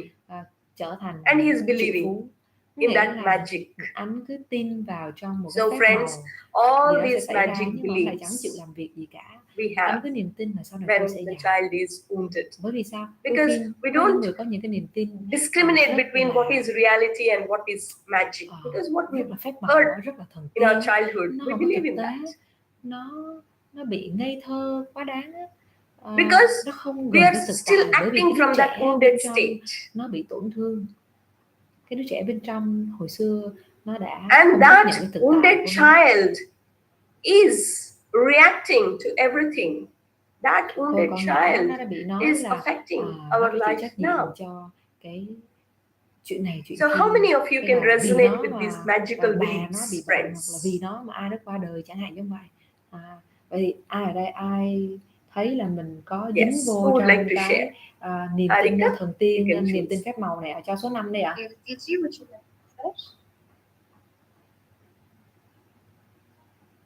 Nhóm mình có ai có này không? Namaste, madam. Thank you so much for the opportunity. Yes, I can relate all these things which you are telling. In my childhood, I was listening to some the Hindu ethic seminars and all. There I have heard that a Kshatriya girl should have so much of courage, and if though lion comes, one princess has done the puja, she came back, Cô này cô something vừa nói like tiếng that, Anh vừa nói and tiếng Ấn cùng một I lúc was nghe like, chẳng okay, hiểu I gì am hết. also Kshatriya girl, I should never fear of anything. Chị And since nhớ then đổi I tên tụi stopped lại nha chị fearing. Hiền ơi. And Lúc though mà I have vào á, fear inside, whenever the fear comes out, I used to remember that my mind will recall that you should not, because you are a Kshatriya girl. So that's how I have overcome my fear and all. But I have one question here. cô này có kể là So hồi since còn then nhỏ I have developed nghe my những cái câu chuyện long là attraction skills also sẽ by có seeing như by là nếu one một con hổ television xuất hiện có một hoàng tử nhảy serial. ra cứu So mình hay sao đó. like this, by seeing something, it affected me and it has programmed, and in positive way also, negative way also, it has affected me, and I have acted the same way. And when I come to meditation, I have read many books and I have understood. I have overcome many things, but Từ cái lúc mà em đi since thiền đến 6 giờ thì em đã buông bỏ được rất là when I nhiều do thứ. meditation, my head is shaking, and I'm trying to understand which Khi mà em thiền thì người situation em or nó bị which rung lắc. impression has programmed it, and how to identify it. What wrong belief is causing this? Em không biết là I don't know. không biết là mình có bị lập trình sao hay như thế nào. See, mà lúc actually, thiền em bị rung in lắc hay không. meditation, many experiences come, and our body also goes through so trả many lời movements. khi So mà chúng ta if it thiền comes up in this, thì maybe cơ it's thể related chúng to ta inner có child, nhiều otherwise cái it's trải just part nghiệm. of your meditation. Cơ thể nó rung lắc thì nó cũng là trải nghiệm Actually, bình here thường what thôi. is Đôi important khi nó is là when you heard cái that, phản ứng đơn giản chứ nó you cũng không phải liên suppressed quan your đến fear. thể bên trong. Tôi chỉ có một điều nói như thế này, See, đó là the nếu good như part is, em đè nén cái okay, nỗi sợ you thì nó cũng become không tốt. more brave, courageous, but Ví dụ như the cái câu chuyện hồi negative nhỏ is you suppressed your fear. khiến em trở nên dũng cảm chẳng Your hạn. fear is not right. Em nghe những câu chuyện đó nó khiến em nghĩ là mình không được You have sợ, to transform sợ là không tốt, mình phải che giấu cái nỗi sợ của mình đi. Thì đôi khi em And cố for gắng you tỏ is ra you mạnh mẽ suppressed nhưng it, thật and it ra can come là up ở bên trong anytime. em nó When vẫn the sợ hãi. Vậy thì Yes, if we suppress it, em it can không just nên come up in so many cố different gắng ways. trở nên And dũng every cảm time you và are em just che giấu telling cái nỗi yourself, sợ của I'm a mình. Kshatriya girl. So, Mà you're pushing em it. đối diện với cái nỗi sợ đó để mà thực sự chuyển hóa. You are right. When I was pregnant, yes, suddenly that fear has come. When I went to a bathroom, I used Khi to mà see the em geyser, and I mang used bầu to á, fear thì of, cái nỗi sợ nó like, cũng xuất it hiện. may fall upon me, it may fall upon me. Đôi khi là em đi During the ngoài đường em pregnancy, it sợ was cây there. nó rớt After xuống the em. pregnancy, I became normal again. Okay, so it Nhưng was mà just khi mà coming em up, sinh con ra thì because sau đó em hết pregnancy cái is nỗi also sợ a đó. sensitive period. So I think your inner child was coming out at that time. So có thể là better bởi vì to lúc deal mà with mang it thai and thì close it mình forever. trở nên rất là nhạy cảm, thì có thể đứa trẻ bên Okay, trong so nó xuất hiện this ra was để helping nó me cố to. gắng bảo vệ mình thì Yes. cái đó cũng không sao. Thank you so Rồi, xin much. cảm ơn em. Thank you. So friends, now we'll just move ahead to the next indicator. Vậy thì bây giờ This chúng ta đi indicator tiếp is nha. Cái called dấu hiệu tiếp acting theo là dấu hiệu out thứ and 6. acting in. Đó là xả ra ngoài nén vô trong. We learned about whatever was done to us, Chúng ta đã we hiểu là do it to những others. gì mà chúng ta đã bị đối xử thì chúng ta cũng sẽ And làm as I tương was tự với sharing những người before xung quanh with khi the lớn one of lên. our friends, all that unfinished, Tôi cũng đã nói là unexpressed những stuff, cái emotions, cảm xúc all that is không được frozen, cảm nhận, bị and đóng it is băng, there bị in đè our nén subconscious, ở bên trong, unconscious ở minds. trong cái tiềm thức ấy. And it is Thì trying đến to một lúc nào đó come nó out. sẽ It is trying to find bùng a nổ way because ra, it nó needs sẽ a way tìm cách out. It để nó needs đi to ra. be released. Bởi vì sao? Bởi vì nó cần But we don't được know giải phóng mà. how to Nhưng do chúng ta it không có biết in a healthy way. giải phóng cái điều So này most of the rất time là what mạnh. we do, we Nên react, thường chúng ta làm gì we là blast. chúng ta sẽ kiểu In a như là situation, in a bùng nổ, chúng ta circumstance, sẽ xả given một a cách chance, vội vã. slight triggers, Ví dụ we như có just một cái gì đó explode. kích hoạt chúng ta là chúng ta bùng nổ. And later we feel bad. Và khi chúng Why ta did bùng I nổ rồi shout thì at chúng that ta person like that? Why did I do this người to nào this đó, person lớn giọng like với ai this? đó thì chúng ta sẽ thấy Because you tại don't sao want mình to lại do lớn that. tiếng với họ nhỉ? Mình không có nên lớn But tiếng you với do họ. it. Because you are reacting to the situations. All that unexpressed, suppressed emotions, energy is trying to come out when you are not in control of yourself, when you are not on guard. So friends, like this, you're acting out all the time, reacting. And the next is, sometimes what we do is we do something called acting in. Like for example, when you do a mistake, immediately you say, you are such a stupid. I know you're a stupid. You are a stupid. Đó là cái sự chỉ trích ngược vào bên trong. And you punish yourself for certain things. If you do a mistake, you punish yourself. Today, I will just, I'll not eat, I'll not give food to myself. Lỡ làm sai nha, hôm nay là không được ăn nha, hôm nay là. Even to that extreme extent, people harm themselves. They burn themselves with cigarettes. Thậm chí có những người nha là tự cut themselves, tổn thương họ bằng cách lấy dao rạch da. This is nothing but acting in. Thuốc tự châm lên. We suppress everything. We just suppress everything. Here, such people will not project it onto others. They will not harm other people, but they harm themselves. Là họ không hại người khác. They swallow everything. They just put everything down. Họ làm mọi thứ. And such people can get into a very depressive state, my dear friends. And later on, it's just a possibility. It's not that everybody suffering from this, they are doing acting in. It's not that. But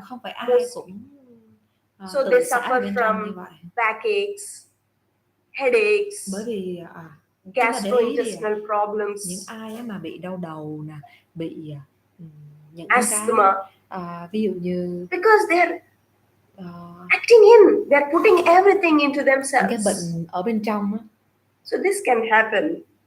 So this is called acting out or acting in. Vậy thì đây được gọi những người. So how many of you can resonate with this? They swallow their emotions. They swallow. They want to express something. They want to say something.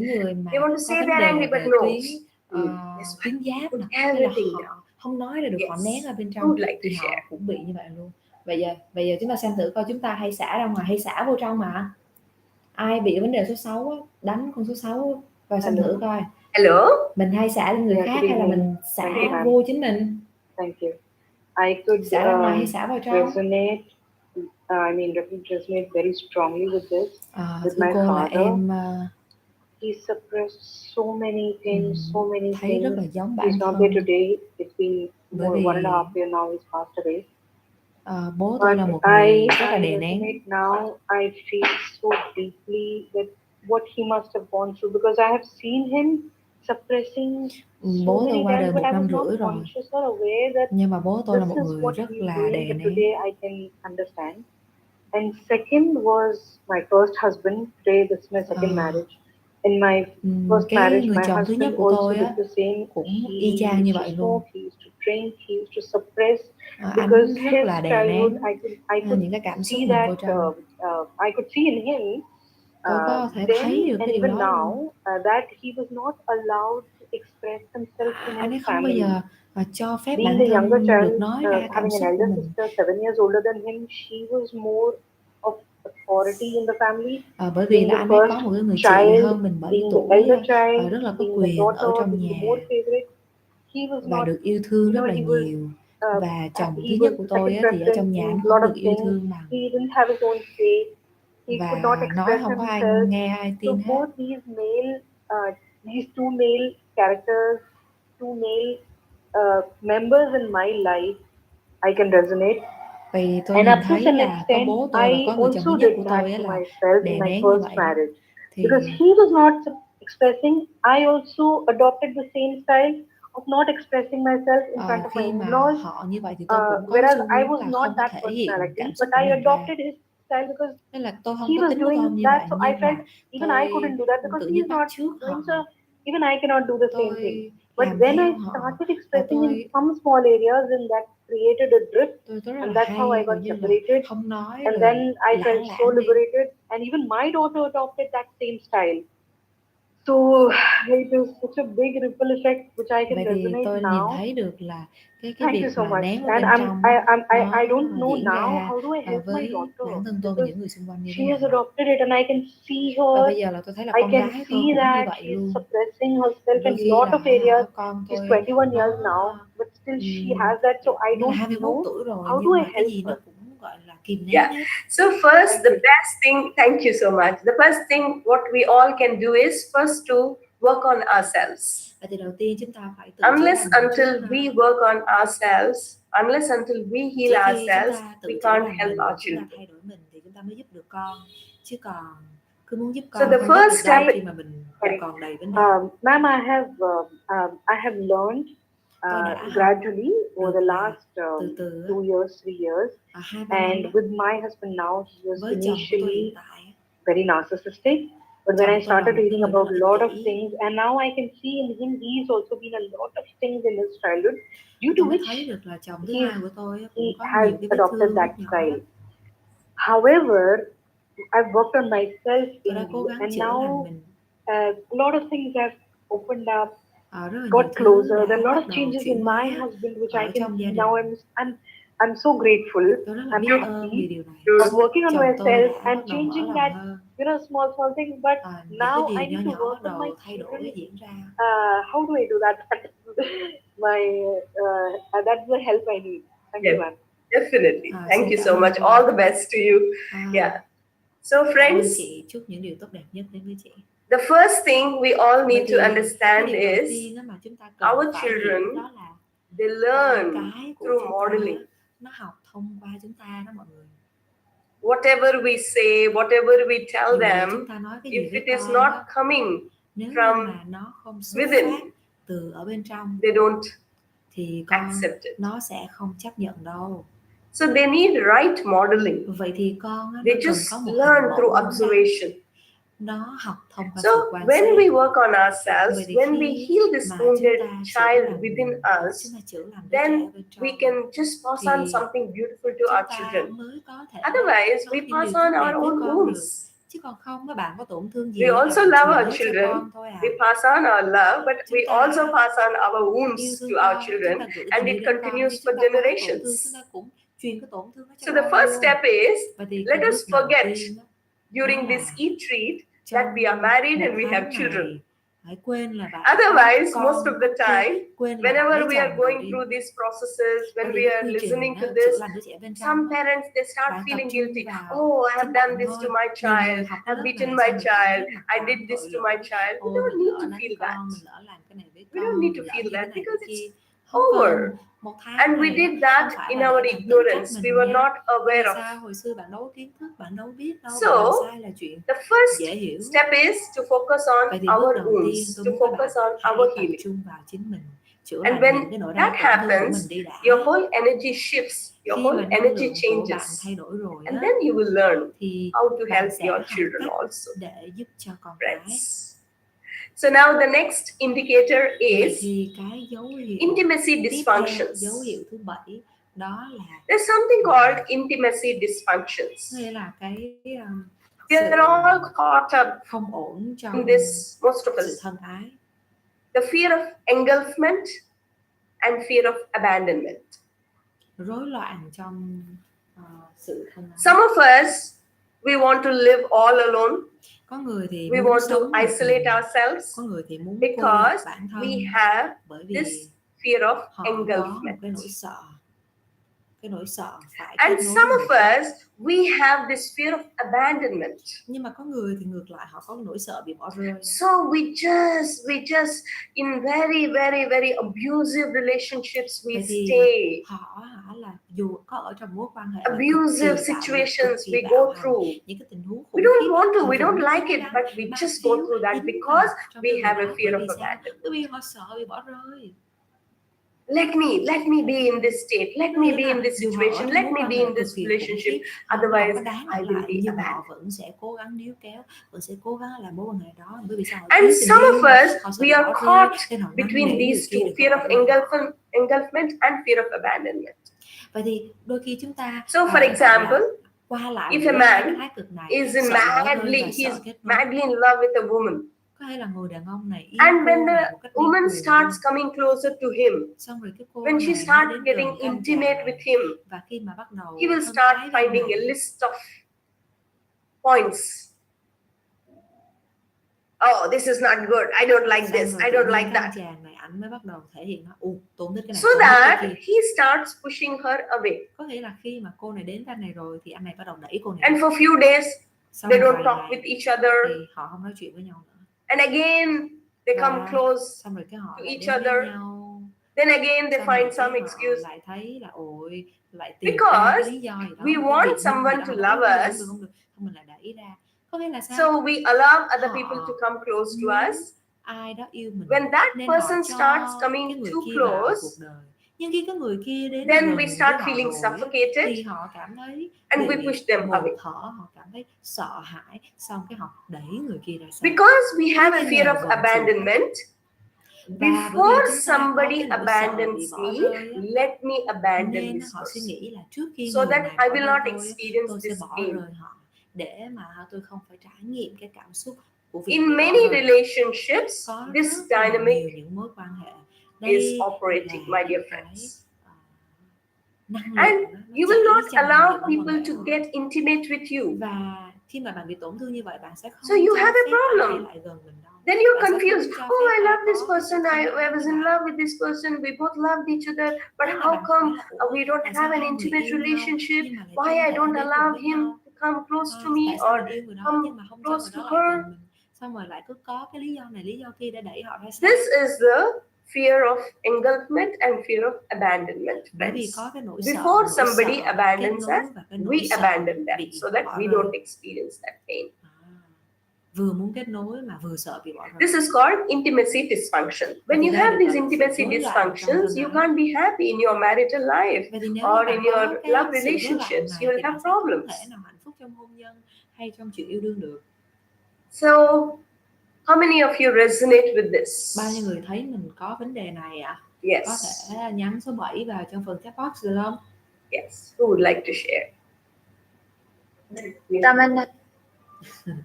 Rất là thành thật đó. Tuyệt vời. Nguyên nhân là gì hả? Hello ma'am, it is so nice to see you. Nguyên nhân thì để It is lát cô giải amazing thích to nhé. hear you. Hoặc có thể cô quên nói. Thank you so much. I would like to share that I could relate with all the indicators, ma'am.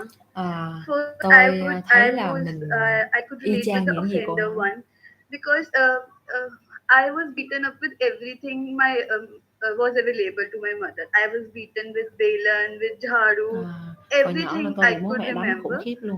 And then after beating us, my mother used to beat herself.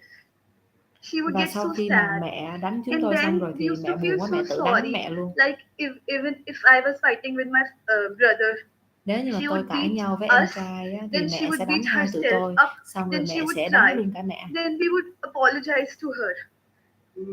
Like we would feel sorry and we would feel guilty all the Và time chúng tôi that sẽ we cảm thấy did rất là mặc something cảm tội wrong. lỗi. And then I could relate with the magical beliefs as I grew up watching serials. I always thought someone would come and save Lúc us nào em cũng nghĩ là sẽ ai đó đến và cứu rỗi em thing, all of để this mà giải thing thoát em khỏi happening. cuộc đời đau khổ này. And also I always thought I'm a very calm person. I never get angry because all of my childhood I saw my father very angry. So and my mother getting upset about my father's anger. So I thought I'm a very calm person. I would just cry myself in the corner and would never get angry on other people. Then I realized that getting angry is so important. I am suppressing my emotions so much. Then when I get angry, I get so guilty that I am getting angry like my father. It is making other people upset, like it's so messed up. Yes, yes. Thank you for sharing. It's so important because your mother was not happy. Your father getting angry, you wanted to make your mother happy by not becoming angry like your father.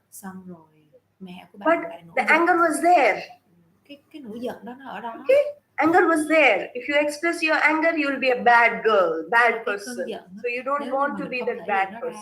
thì mình but you mình have thể these hiện nó ra thì mình feelings, sẽ là you người xấu, mình suppressed không it. thể hiện nó thì mình đè I nén think vô you trong are in kiểu the nào right nó cũng không được place. hết.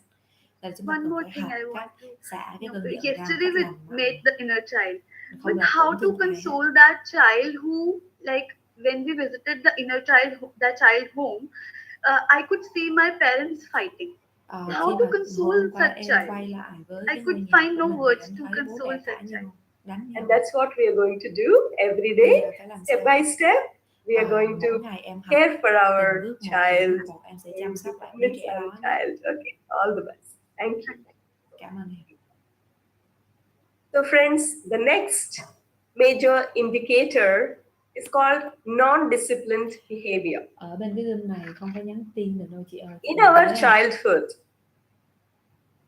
if you were disciplined, like strict military discipline, nếu muốn thì khi vào quy trình của chúng actually ta that sẽ đặt word câu hỏi đó discipline để tự tìm ra nguyên nhân của is chính mình not nhé. something wrong. Tiếp theo nè, là That kỷ word luật. came from Latin. It's a Latin word, and it means learning or teaching. I don't remember exactly, but it's learning or cái teaching. từ kỷ luật đó nó đến, I think it's learning. nó từ tiếng Latin, nó có nghĩa But là we give a wrong connotation to that word, discipline. Discipline means we remember that military, strict, rigid nó trở discipline. thành một cái năng lượng. So friends, if one of your parents quân y, giống như was là những cái người trong a quân đội rigid, á, là strict rất là disciplinarian, nghiêm khắc, cứng, you are not allowed không được to làm do cái này, không anything. làm cái Like kia, you were always sit like this, stand like this, con eat phải like đứng như this, này, con phải ăn như do thế kia, like con phải this, làm như thế see này, like làm như thế this. nọ, là rất là nghiêm khắc. So then what happens when that sort of controlling discipline, rigid, military, strict discipline is given to the child? Khi mà cái sự as I was explaining before, hà khắc theo kiểu quân đội, we just become like, you just can't do anything about it because you are dependent on your parents. Bởi vì you need their thời love. điểm lúc chúng ta còn nhỏ, chúng ta phụ So thuộc vào then, bố mẹ mà. I just have to behave or I just have to follow bố mẹ nói gì phải nghe thôi. the instructions of my mother or my father if I have to receive love from them. So you start doing whatever they ask you to do. Nên là để được yêu thương thì Or the other way is you become a rebel. Một là theo hướng đó, còn hai á là I will not follow. nổi loạn luôn. I will not bố do. mẹ đưa ra luật lệ đó con không thèm nghe theo, con làm Why should I do? Tại sao con phải làm theo lời bố mẹ nói? Whatever I do, it's not going to satisfy them. Con có làm gì bố So mẹ why cũng should I listen to them? Thì tại sao con phải nghe? Let me do whatever I want. Để con làm tất cả những So gì mà con if your mother asks, vậy thì nếu come back home mà mẹ by nói 5, hãy you'll về come nhà at lúc 7. 5 giờ thì mình sẽ về lúc 7 giờ. Your father is asking you don't smoke cigarettes, I will smoke.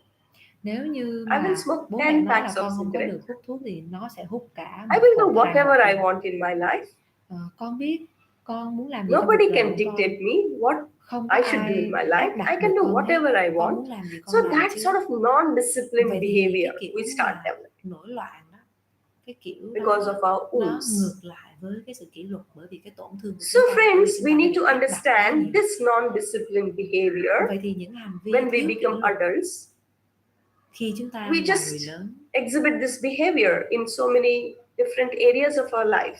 Chúng ta có cái sự But thiếu when kỷ luật we have ở this nhiều khía cạnh non-disciplined trong cuộc sống. behavior, it's not good because we also need discipline in our Tại life. sao? Bởi vì trong cuộc sống chúng ta But cần có sự kỷ not luật the mà. strict Nhưng mà không military phải rigid là discipline, cái dạng but there is kỷ luật something một cách called cứng nhắc. nurturing discipline. Bởi vì nó có một Children thứ need được this gọi nurturing là discipline. kỷ luật nuôi dưỡng. Parents need to give this nurturing discipline to children. Và bố mẹ cần phải đưa ra một But cái dạng kỷ as luật they are not yêu thương. aware of this nurturing discipline, Nhưng mà thường chúng ta không có kiến they thức only về know dạng nuôi dạy con như thế if nào. you have to make your children Bố mẹ do certain things, chỉ có or biết là if they have to muốn become con làm cái điều đó, muốn con vâng excel, lời if they have to thì excel in phải their life, you đánh have to nó, beat them, phải, something else, what they have heard kỷ from luật rất là their nghiêm khắc, parents nó or phải their nhớ ai là phải elders. cốc đầu nó. Có nghĩa But là there is đưa cho something nó called cho vọt. nurturing discipline Nhưng mà cái dạng bạo lực đó nó không with phải love, là kỷ luật với yêu thương, with care. mà kỷ luật với yêu Children thương will respond với cái sự to nuôi your dưỡng nó love. khác. Con trẻ This nó is what sẽ we have nghe observed. theo cái lời When yêu you are thương, cái lời angry, dẫn dắt của mình. when you are upset, Khi mà when mình you are giận strict, dữ, khi mà they don't want to listen to you. hà khắc, When you're acting from your fear, your children will not listen to you. mình kiểm soát con thì con But cảm nhận được điều đó mà when nó sẽ không có you nghe theo mình đâu. say something Nhưng from that nếu như chúng ta giao tiếp với con heart center, from your love, trái tim, bằng tình in yêu, a very loving way, nurturing way, bằng một they cái will cách listen. rất là nuôi dưỡng, They will rất là yêu understand. thương. So this is called nurturing discipline, friends. We have to teach this nurturing discipline to our children. Vậy thì chúng ta cần This phải nuôi I dạy will con bằng cái explain in kỷ luật, detail nuôi dưỡng kỷ luật yêu in thương. the coming days Những ngày when tiếp theo we chúng ta sẽ đi sâu work on the những cái này different hơn. stages Khi mà chúng ta of được giải thích childhood. những giai đoạn khác So nhau. now this non-disciplined behavior, because it is coming from our thiếu kỷ wounded luật, state, kỷ- it's not nó good đến for từ cái us. tổn thương It's ở not bên trong. helpful for us because Nó không có ích when you cho become chúng an ta. adult, like for example, Khi if mà you chúng have ta to lớn go to an lên, interview ví dụ and như you have to chúng ta reach there by 10 o'clock, đi phỏng vấn chẳng and if hạn. you say, Người ta who nói là cares? đến lúc 10 giờ đi. I will not listen to anybody. I will reach there by 12 o'clock. 10 giờ đúng Yes, không? you Thì will đúng reach 10 there giờ by mới 12, đến. but you will be the loser. Hoặc Who is là the kiểu loser? như là nhiều khi đến trễ 1-2 So tiếng that's luôn. how Thì our khi mà đến trễ trong non-disciplined một phỏng vấn của behavior, bạn thì sao? it Ai là người chiến self-sabotages thắng hay ai là our cái người thua own cuộc? growth. Cái sự thiếu kỷ luật của bạn sẽ tự phá hủy cuộc đời của bạn. It Cái limits sự nổi loạn của so bạn many nó sẽ good làm hại bạn things nhiều hơn là người khác. in our life, Khi bạn không chịu hợp friends. tác với những người So xung how quanh. many of you have this non-disciplined Vậy thì ai behavior? có cái sự thiếu kỷ luật những hành vi thiếu kỷ luật? Trong cái số 8, hãy nhấn vào số 8 vào cái phần ô chat. Thank you. Who would like to share? One sharing maybe. Ai muốn chia sẻ không? Nhắn vào phần ô chat của mọi người. Ai số 8 và mình thiếu kỷ luật làm sao chia sẻ cho mọi người luôn. Yes, hi. Thank you so much for the opportunity. Các anh chị phải biết là ở trong Zoom của thầy cô á, để mà được gọi là không được mở micro và giơ tay lên chưa chắc được chọn cho một dàn giơ tay như vậy, không được chat tin nhắn nên là không phải tương tác dễ dàng đâu. The last bit when you mentioned about the non-disciplined behavior, very weirdly, a few things made sense when I lost my grandmother very recently. And also because my childhood, my first 10 years was spent with them. So my father again, who was very, very, come on time, things on time. Of course, in the larger scheme of things, it has been helpful. But like you used to talk to your grandmom every day. And at some point I started, disliking that. And when I lost her, and I sat and I sort of understood whatever was going on, I was like, if only, this was done in a softer manner in my childhood, I would have just had more time than repenting of sorts, and so this is what now I inculcate that in my whatever cousins and family I have. Bây giờ nghĩ lại là nếu như hồi đó mà Because that mọi người really, nhẫn really nại struck với with bạn me, hơn that thì if bạn đã khác you were rất là given nhiều. these styles, whatever you are expected to do in a gentler manner, probably you can act better when you're truly more connected to yourself. So this Nếu như really mà stayed. được dẫn Any dắt theo cái choices told kiểu me forced nhẹ me nhàng to từ tốn thay vì absolutely. là lớn tiếng mắng chửi thì nó đã khác rất là nhiều. Instead of becoming more rebellious, like it was a combination of Và tôi trở both, thành một cái đứa trẻ rất là nổi loạn. not becoming more rebellious, but this really incident sort of shifted so much. I was so fond of her since I grew up. I learned so much from her, but then I distanced myself because something Đôi was so khi forced là tạo upon. khoảng cách To which I later, gia đình in my với older mẹ years, với bà. before she was gone, I tried spending that time, but there was almost too much that has happened already. So Sau mà khi now I mình try to cố gắng sort lại of not gần thì có be so nhiều thứ diễn reactive ra là before dễ phản ứng, dễ bị kích động. So Xong thank rồi you cái lại So, né ra. thank you. Exactly what you felt, that softer way of that is called nurturing discipline. Và đây So được when gọi that là is given to the nuôi child, dưỡng con một the cách kỷ child luật feels so relaxed. Nếu như mà chúng Otherwise, ta có thể dẫn as dắt you con were một cách từ explaining, tốn you thì are con caught nó sẽ between trở people nên pleasing rất and là rebellious, nhẫn nại. going Con here sẽ and there in trở nên between. gọi là hợp tác với mình thay vì mình thúc đẩy, mình ép buộc con thì con đôi khi nó sẽ phản ứng lại, do nó nổi loạn, nó không hợp everything tác. from wherever we're coming from. So now I really try to live as slowly and as mindfully as possible. So beautiful. Thank you. Bây giờ là em đang cố gắng trở nên chánh So niệm friends, hơn now trong những cái we'll hành just vi move ahead của to em. the next indicator. Bây giờ mình đi tiếp nha. And this Số is 9. called addictions. Tiếp theo đó là sự nghiện ngập. So whatever pain, whatever wounds Dù we chúng ta have, đã từng có cái nỗi đau, cái tổn thương nào, most of the time, đa phần á, it is so painful chúng ta quá to đau feel đớn that pain, to feel that để sadness. cảm nhận cái nỗi đau, cái nỗi buồn đó. And as it is unfinished, Và nếu cái nỗi đau unexpressed, it is trying to come out. Đó mà nó bị đè nén, nó sometimes in our life, when we are not in control of ourselves, or whenever the triggers are there, ví dụ như khi mà cái dấu hiệu kích hoạt nó trỗi dậy chẳng hạn. Whenever it tries to come up, we distract ourselves because it's too Chúng ta painful lớn lên mỗi to lần feel mà it, có to cái kích face hoạt that. chúng ta cái nỗi đau gì đó thì So how many of you, gọi là whenever you feel sad, loneliness, something, pain is coming up, hỏi thử bản thân mình coi là you immediately switch on the television, hoặc là khi bạn cảm thấy chán á, bạn có ngay lập tức or you just go out with friends to watch a movie or to party, or you go for shopping, mua sắm, có nghĩa là chúng ta có một cái khoảng or you start eating. Chúng ta sẽ lấp đầy nó bằng cái việc ăn uống nè, hoặc là cái việc mua sắm, hoặc cái việc chơi bời, hoặc cái chuyện yêu đương, hoặc là bất kỳ These are all ways những cái we are distracting ourselves. Or sometimes we start reading a spiritual book.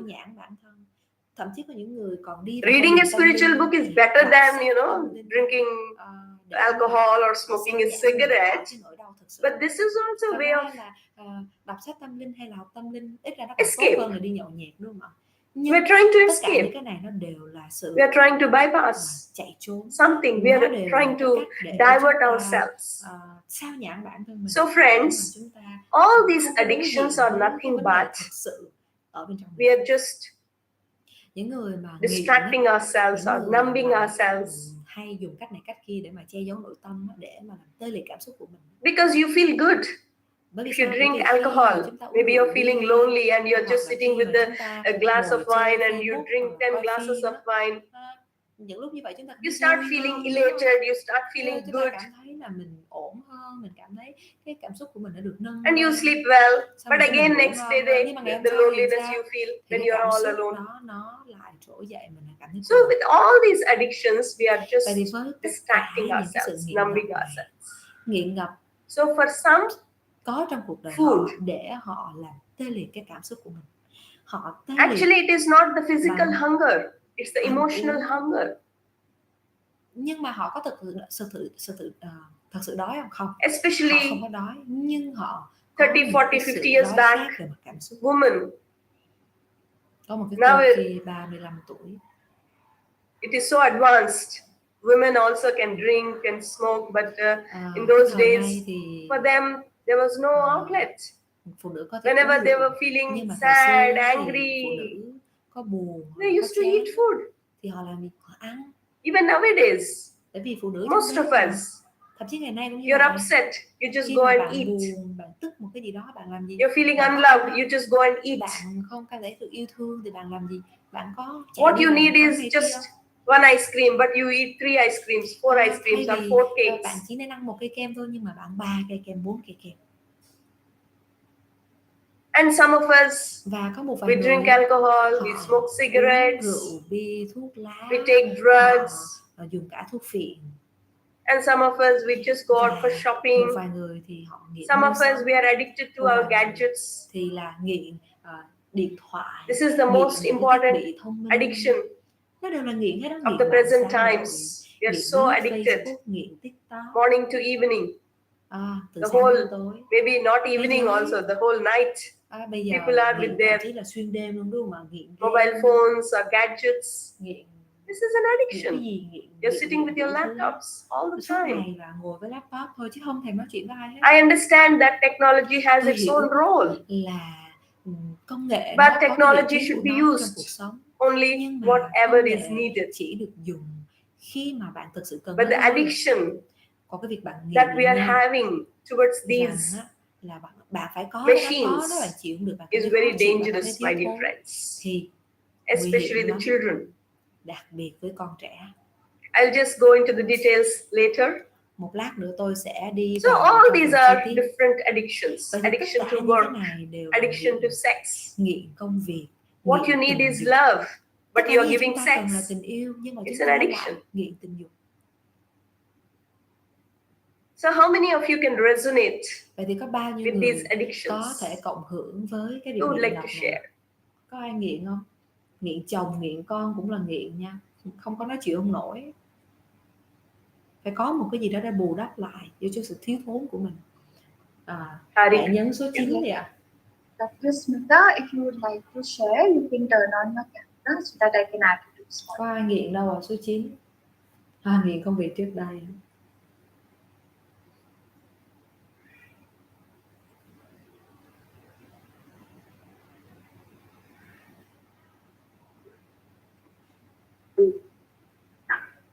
Actually, I would like to ask about the nurturing discipline aspect. Tôi muốn hỏi về việc what is like, of course, nuôi dạy con bằng cái tình yêu thương, my father was kỷ luật trong making yêu me thương. since 3.5 years to just like almost towards secondary school. A strict disciplinarian, but I was, I didn't know that why I was running away from.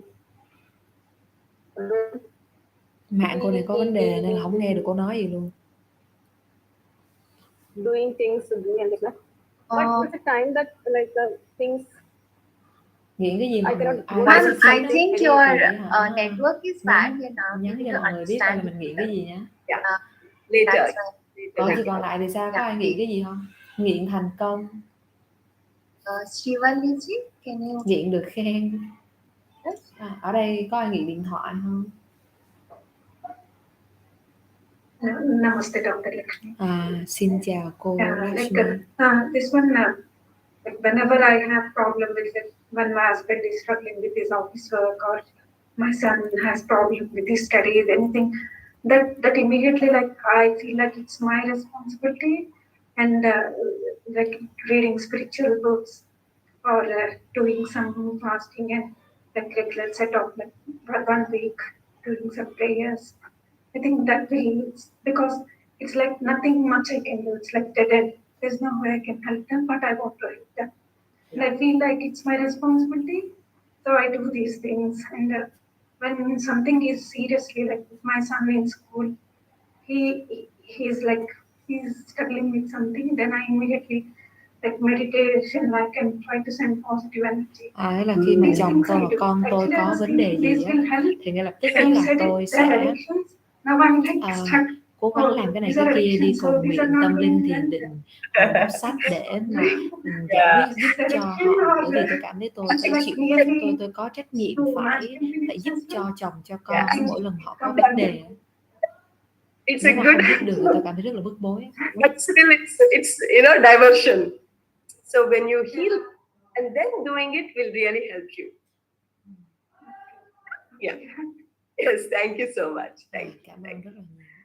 So friends, now we'll just move ahead. The next indicator is called thought distortions. Cái thứ 10 đó là sự children trong suy nghĩ. Their thinking is not like đối với trẻ con, the adults suy nghĩ của nó không giống như người lớn.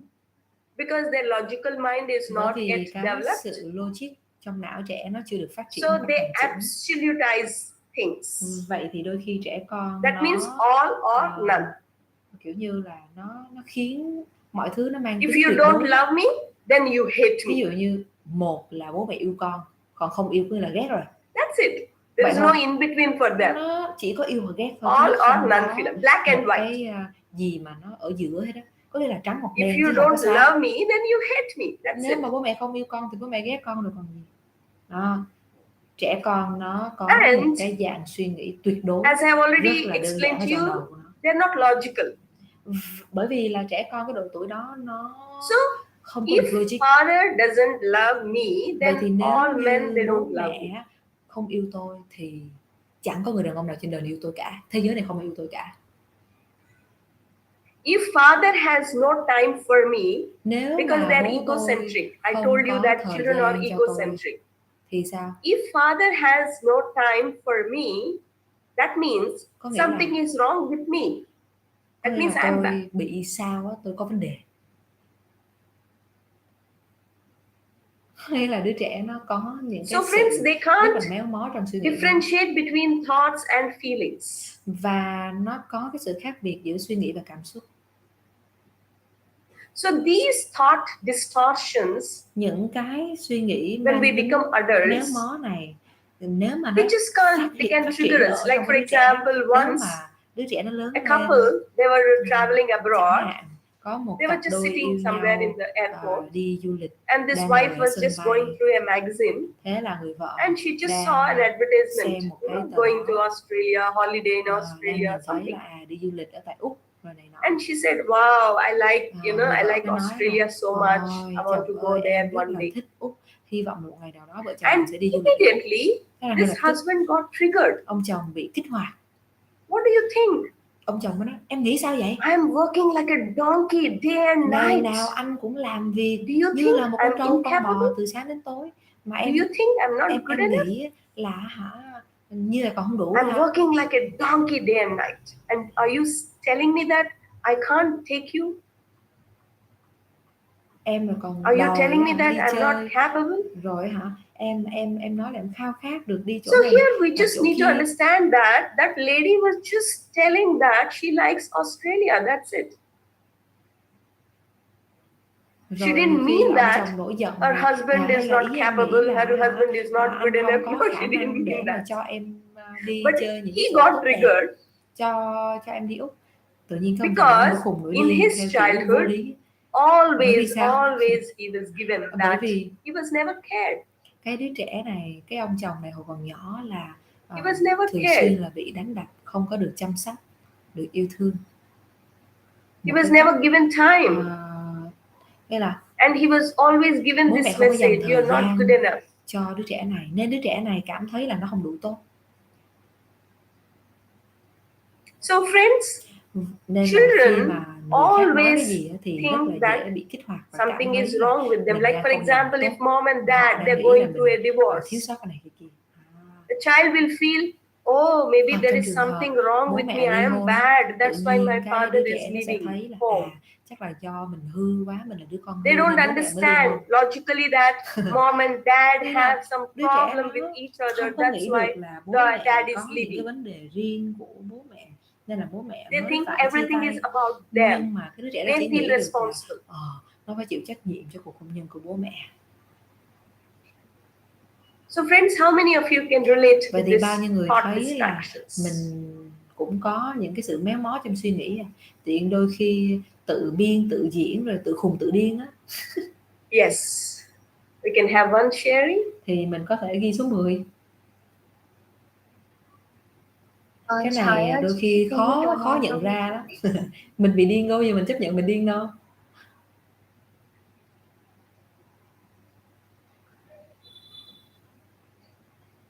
Namaste.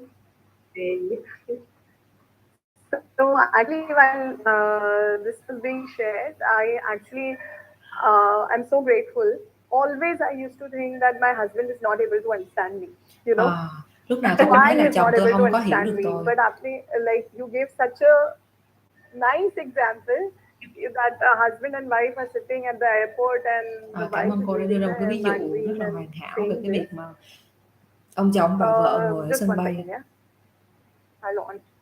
So the wife is saying this, and my husband, if I'm telling him A, he will think B. Bởi vì mỗi lần mà tôi nói với chồng tôi A là chồng tôi sẽ hiểu thành B. I never said that.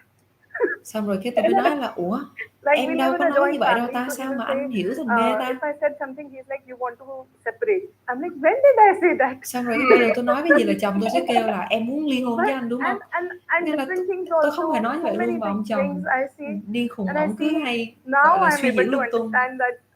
There is this thing, this condition with him Nên là that he's anh not bị able cái chuyện to gì? relate to what I am saying. He's actually talking from a wounded, Bây giờ tôi mới hiểu được là nó xuất phát từ cái đứa trẻ tổn thương. Now, thank you so much. Xin cảm ơn cô rất là nhiều. 12 years of Ví dụ my cô này có marriage, vẻ dễ hiểu hơn không? and I'm like, what the hell? Still he thinks like that.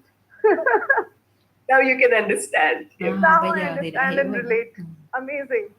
One big hug to you. Thank you so much. So friends, now the last indicator is called emptiness. Cuối cùng cái dấu hiệu thứ 11 đó là sự See, trống actually, rỗng. when we are wounded, we Thật ra can't khi be mà with our true self. chúng We ta can't be our true self. bị tổn thương á, So chúng ta không thể là we chính just mình được. identify with a false self. Chúng ta chỉ có thể tạo ra một cái nhân dạng sai lầm, một cái nhân dạng giả tạo. And that always makes us feel empty. Và cái điều đó khiến chúng ta cảm thấy trống rỗng. Empty from within. Trống rỗng từ Whatever bên you trong. do, whatever you Dù accomplish in your là life, tôi có you làm feel gì, đạt được cái điều gì empty, trong cuộc sống incomplete, thì là tôi cũng some cảm void thấy inside you, không or đủ, feel cảm depressed. thấy trầm cảm thấy thiếu thốn. So how many of you feel this Vậy thì bao nhiêu người emptiness cảm in your thấy life? trống rỗng You had the trong cuộc chance sống? to acknowledge, feel that, because most of the time we don't want to feel it, cho we don't mình nhìn feel thấy it. cái điều đó đi ạ. Đánh số 11. But those who Cảm could thấy feel cuộc it, đời nó có một cái lỗ yeah, who hổng, would like nó to có một share? cái gì đó nó vô chừng, nó khoảng trống.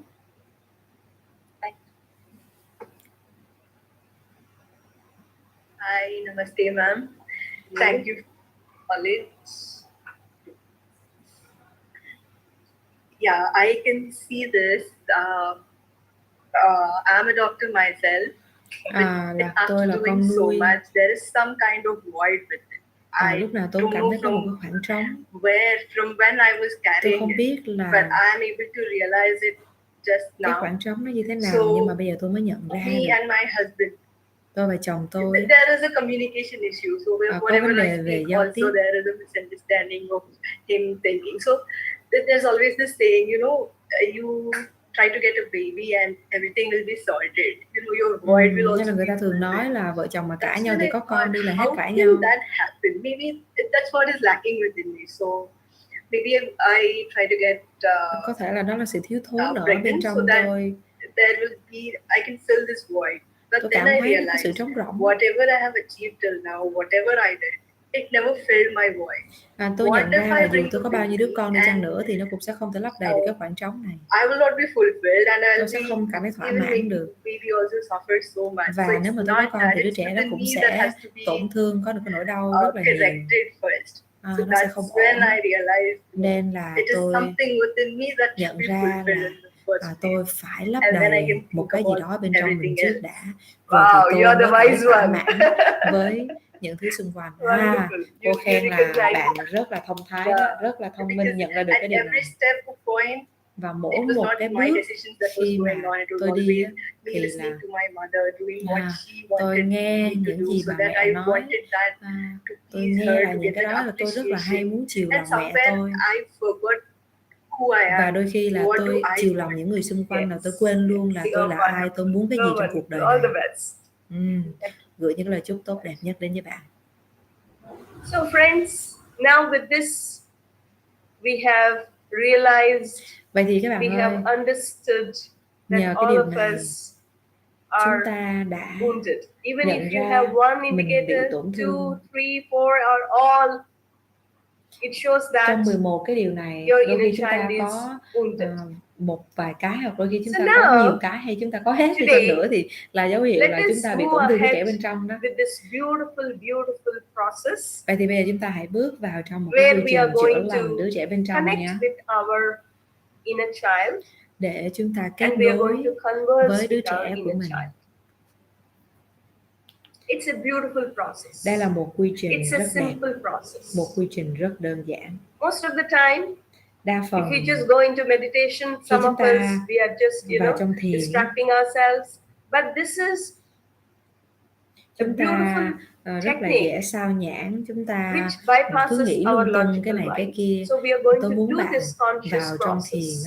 hãy một cách tỉnh So thức, friends, for đi this vào what trong is tiềm thức của important mình is để open chuyển yourself, hóa. open your heart, Tôi muốn các bạn mở tâm trí, because mở somewhere lòng, bởi when vì we were wounded, tôi chắc là ở đâu đó các bạn this có disconnection tổn thương. happened. This disconnection between Đôi heart khi chúng ta and bị mind. ngắt We kết nối started giữa living trái tim và in the não bộ. mind. Chúng ta trở nên quá là lý trí mà chúng ta không còn kết nối And với we cảm xúc started nữa. analyzing everything Đôi khi logically. chúng ta That cố is the gắng adult stage. lý giải mọi thứ, And phân we tích mọi totally thứ, abandoned làm mọi this thứ có inner ý child, nghĩa, và the chúng ta quên mất feelings, cái cảm the xúc là emotions. cái We don't mà really chúng ta kết know nối what với đứa is trẻ there bên trong. inside. Chúng ta không biết thật sự mình đang So cảm thấy now như thế nào. today, let us Vậy thì start this process. bây giờ tôi muốn các bạn hãy bắt đầu quy trình này. And before we start this process, Trước khi what you mà can do chúng ta is bắt đầu you quy can trình just keep your notebook, tôi muốn các bạn hãy để quyển sổ, pencil or paper, or if you have một cái some tờ color giấy, pencils, you can keep một them cái cây bút. next to you. If you don't have also, it's okay. So just để keep bên cạnh mình một cái tờ notebook, giấy và cây bút, paper, pencil, vở color và bút. pencils.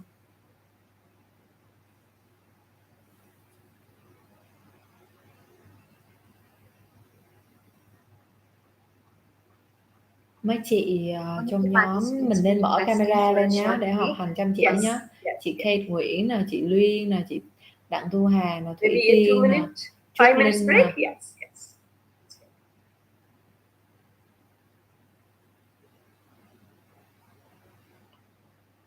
Friends, it's 7:14 right now. We will be back by 7:19 or maximum. Nhà chị Huệ học chung vui vậy. Thank you.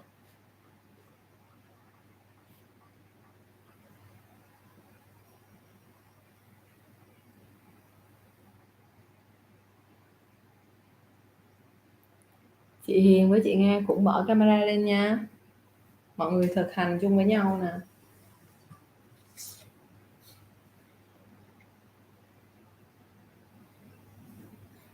Chúng ta có thể có 1-2 phút chúng ta đi vệ sinh hoặc là chúng ta lấy sách vở, giấy bút ra.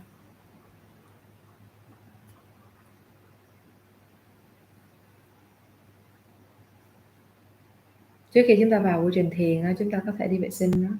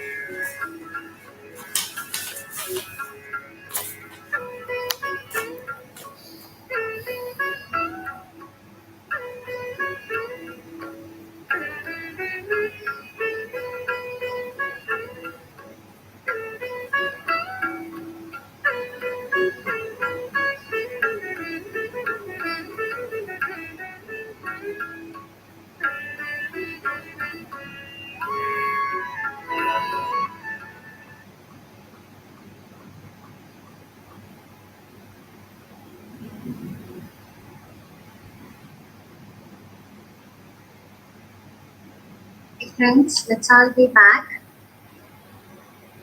or join back for the process.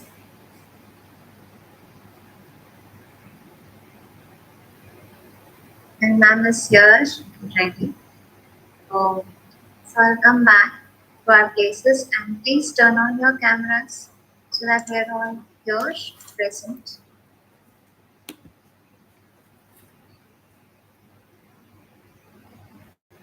Rồi bây giờ chúng ta sẽ vào trong quy trình nhé. Mọi người chúng ta mở camera lên.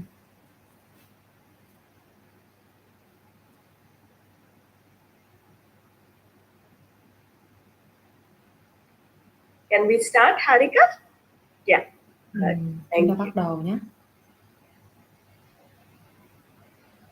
So friends, this process is called non-dominant hand drawing, handwriting. Cái quy trình này được gọi First, là I will quy trình explain the process, vẽ bằng then tay không thuận. I'll guide you Cô through sẽ the hướng dẫn process. mọi người. So how many of you are right-handed people? Bao nhiêu người là thuận tay phải? How many of you are right-handed people?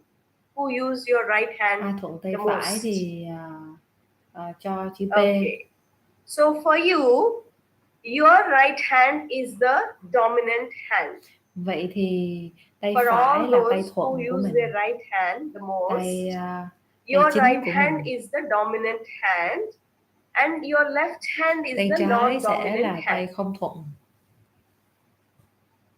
So our dominant hand Vậy thì is connected to our adult mind. tay thuận là cái The tay logical sẽ kết mind. nối với bản thể người Non-dominant lớn. hand is connected to our intuition, Còn cái tay intuitive không mind thuận and to our thì inner sẽ child. kết nối với cái đứa trẻ bên trong, kết Is it nối clear? với trực giác So của for chúng ta. all Có those rõ không who ạ? use their right Vậy thì hand the ai most, mà that bình is your thường thuận dominant tay hand, phải and thì your đó left hand is your chúng non-dominant ta hand.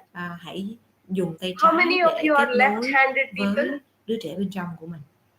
Ngược lại là ai Left-handed. thuận tay trái là cho You chữ use your T. left hand the most.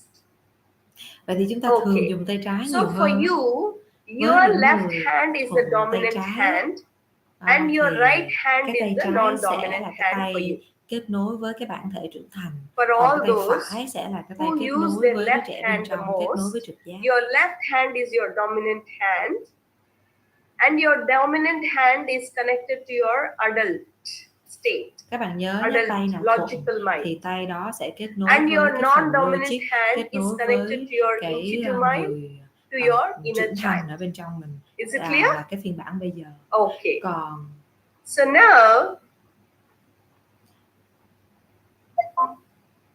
I'll be guiding tay mà you không thuận là cái tay kết nối với a trực short giác với đứa trẻ meditation. bên trong.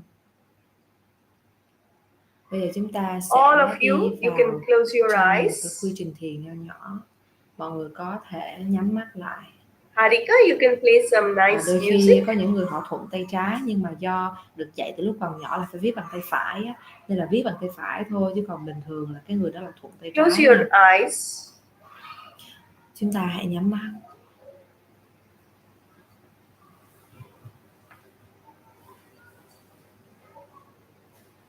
Take few deep breaths. Hãy hít thở vài hơi.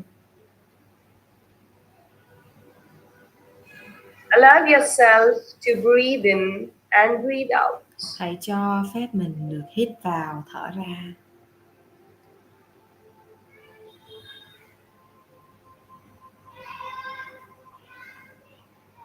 Relax your body.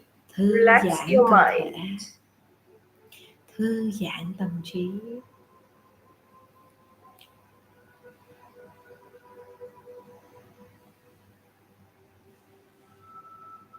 Now in this state of relaxation, trong trạng thái thư giãn này,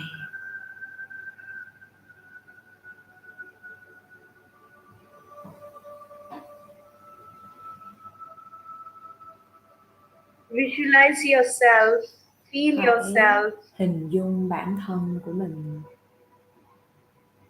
in a beautiful place of nature, a beautiful garden, ở a một beautiful nơi, forest. một khu vườn vô cùng đẹp đẽ.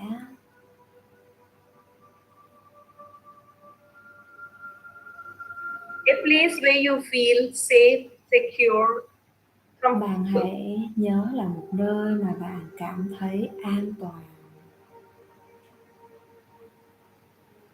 A place where you are at peace with yourself. Nơi mà bạn cảm thấy bình an với chính mình.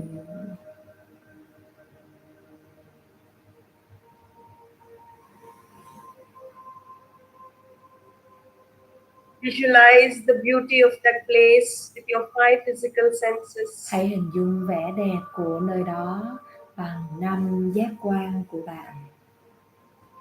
Listening to the chirping of the birds. Hãy lắng nghe tiếng chim hót. The sounds. Âm thanh. Beauty of the nature. Không gian thiên nhiên đẹp đẽ. Cool breeze coming and touching you. Hãy cảm nhận bãi cỏ mà bạn đang bước đi trên nó. Feeling safe, secure. Hãy cảm thấy được an toàn, được bảo bọc. This is a private, sacred place for you. Only you can enter this place. Đây là nơi thiêng liêng, chỉ riêng bạn mới bước vào được. Allow yourself to feel. Hãy cho phép mình được cảm nhận. Or see. Cho phép mình được nhìn thấy không gian thiên nhiên đẹp đẽ này.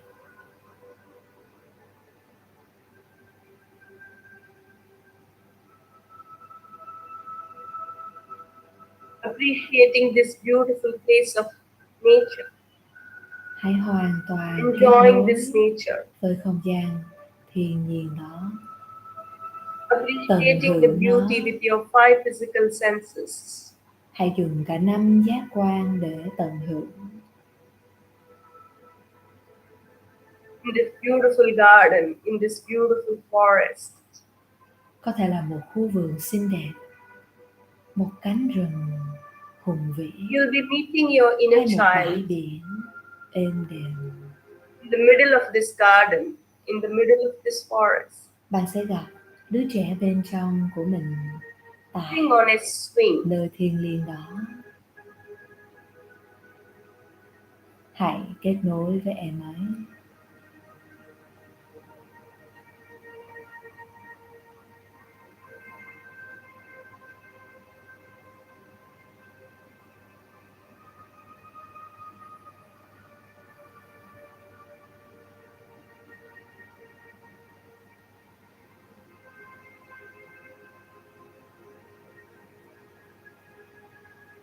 Completely engrossed with himself or herself.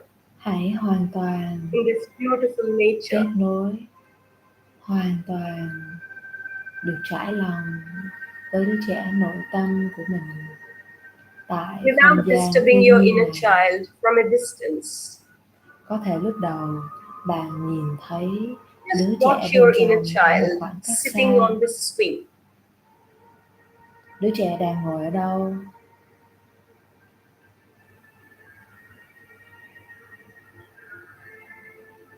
Look at him, look at her. Hãy nhìn thấy em ấy. Hãy nhìn thấy bé gái đó, Just observe. bé trai đó. Feel, perceive. Hãy kết nối. What color dress he or she is wearing.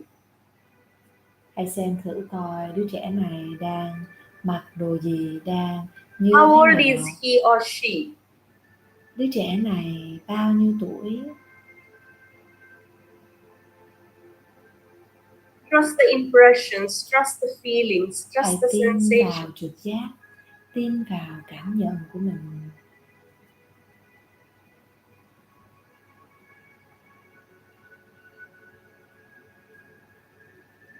What emotion can you feel, can you sense Bạn có thể on cảm your nhận inner được child space? những cảm xúc gì, những cảm giác nào của đứa trẻ nội tâm. Just observe, just feel. Hãy Just quan sát, hãy cảm nhận.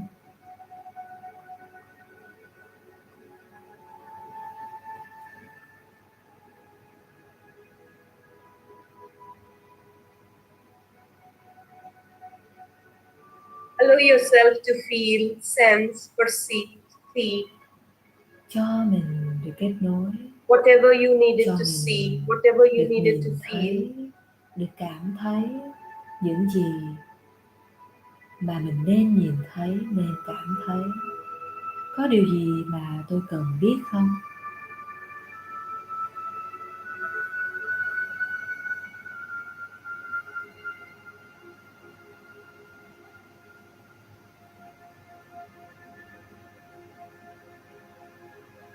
Look at the nature, the surrounding nature. Không gian thiên nhiên ở bên ngoài.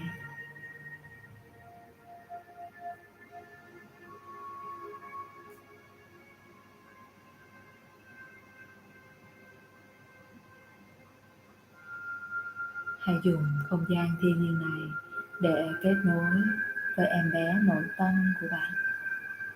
Trusting, remembering. Hãy cho mình được nhớ lại, cho mình được hình dung with lại, all those impressions. cho mình được kết nối lại. You can những dấu slowly nào return back to the present moment. mà tôi đã có lúc còn nhỏ. Placing your hands on your eyes. Và khi bạn đã kết nối được với em ấy, có được cảm giác của đứa trẻ nội tâm, hãy từ từ đặt tay lên mắt.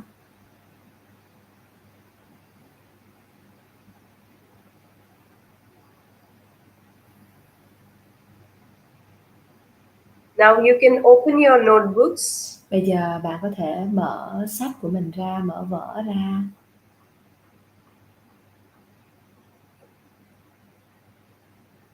On one side, ở một mặt á, you can draw the picture. On the other side, you'll be writing the conversations. It's bạn like hãy this. vẽ một cái bức tranh.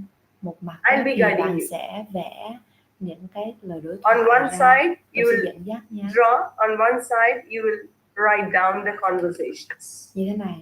Một bên á, thì bạn vẽ cái bức tranh ra, một bên thì bạn So friends, vẽ now, cuộc đối thoại ra. what you're going to do is, Bây giờ bạn cần làm gì đây? whatever you have seen, Hồi nãy bạn đã whatever nhìn you thấy cái gì? experienced, Bạn có cái cảm giác first nào, you're going to trải draw nghiệm that nào picture of your trong inner quy child trình á, and little bit of thì nature bạn hãy with your vẽ cái hình ảnh đó non-dominant lại hand. với cái tay không thuận của mình. Hãy dùng tay không thuận để vẽ ra. You don't need to những be cái an bức tranh, artist. những cái hình You ảnh don't need to be mà a mình đã nhìn painter. thấy lúc kết nối với em bé nội tâm. Mình không cần phải là một họa sĩ hay là một người học vẽ đẹp. Mình chỉ cần vẽ thôi. It just comes.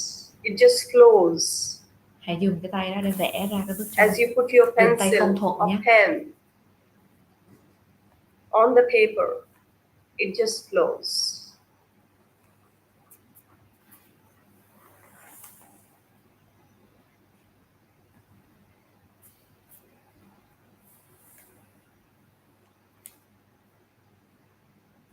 Your inner child responds Đứa trẻ bên trong của bạn to your heart language, love. sẽ đáp lời bạn thông qua ngôn ngữ của tình yêu,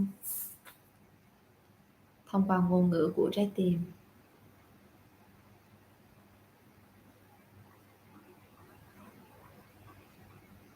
As you're drawing the picture of your inner child on that swing and that nature, nội tâm, you're completely connecting to the energy of your inner child. Thiên nhiên, thì bạn đang kết nối hoàn toàn với cái đứa trẻ đó.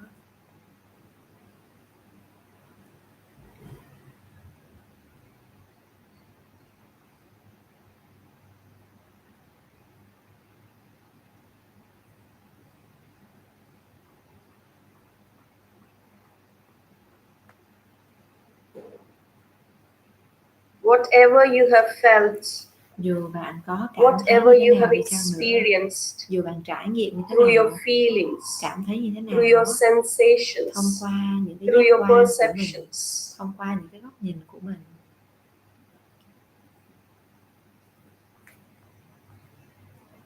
For some of us, it's not important to see because we are kinesthetic people. Với một vài người không quan trọng là We can bạn nhìn thấy như thế nào, mà bạn là nhóm người thiên về cảm xúc thì bạn sẽ cảm nhiều hơn. Bạn không cần phải nhìn thấy hình ảnh bạn mới vào được quy trình nhé, mà bạn hãy dùng cái cảm của mình, cái cảm xúc của mình.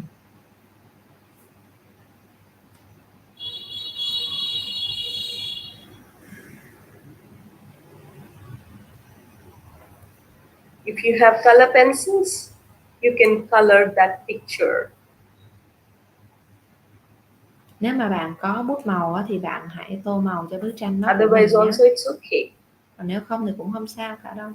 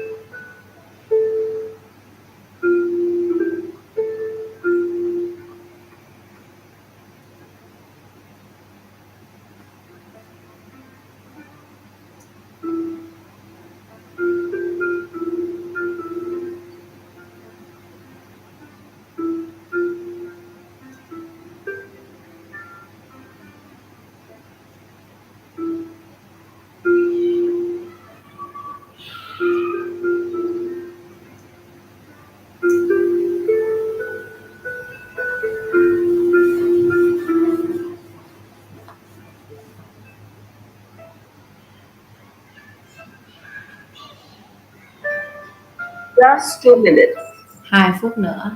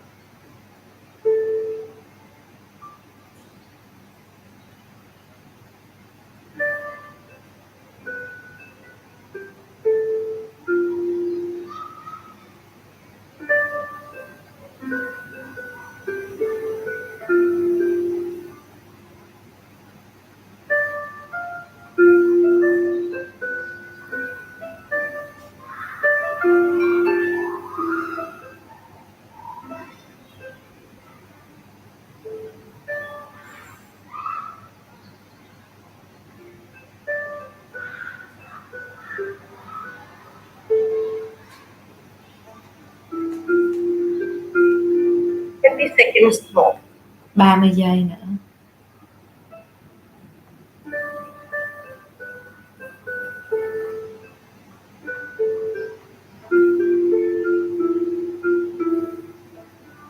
Those who have finished with their drawing, look at the picture. Ai mà đã vẽ xong rồi thì hãy nhìn vào Connect bức with tranh your của inner mình. child. Kết nối với đứa trẻ nội tâm đó.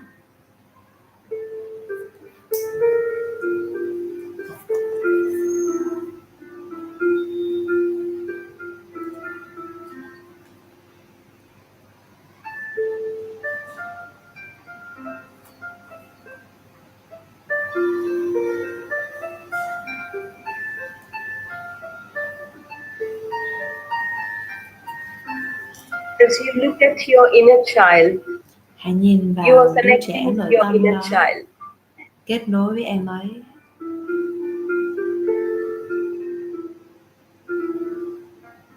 And let us continue with the process. Và chúng ta hãy tiếp tục kết nối với quy trình. Now we are going to converse, communicate with our inner child. Và chúng ta hãy kết nối trò chuyện với đứa trẻ.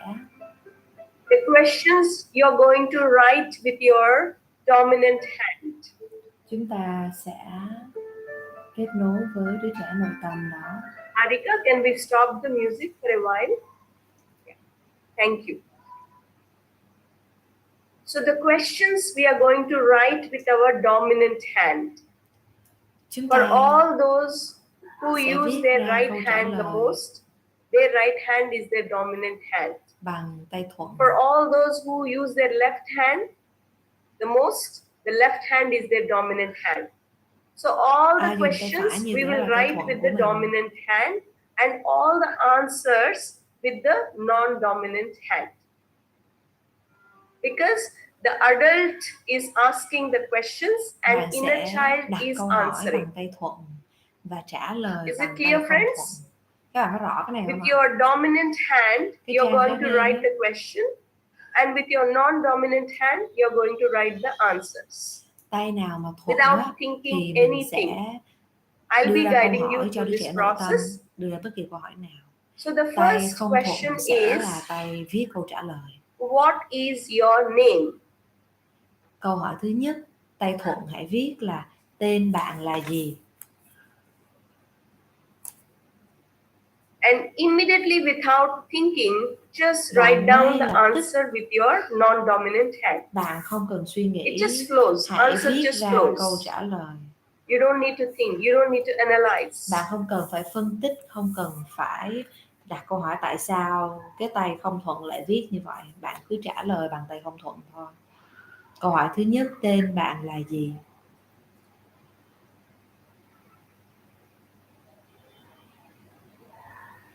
The next question. Câu How hỏi thứ old are hai, you? bạn bao nhiêu tuổi?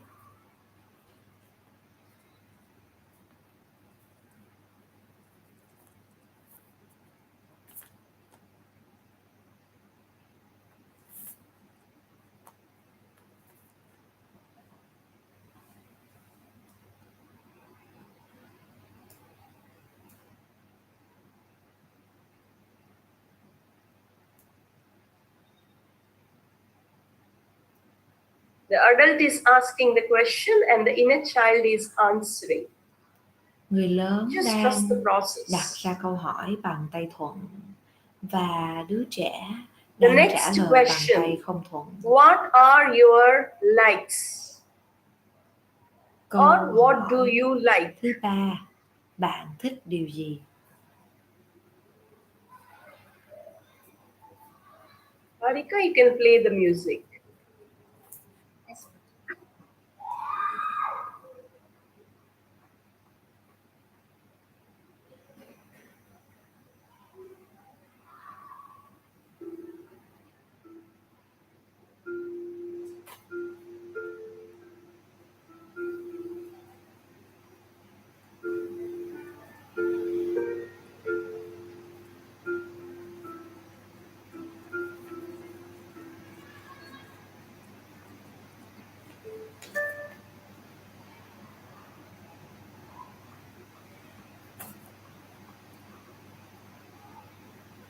What are your likes?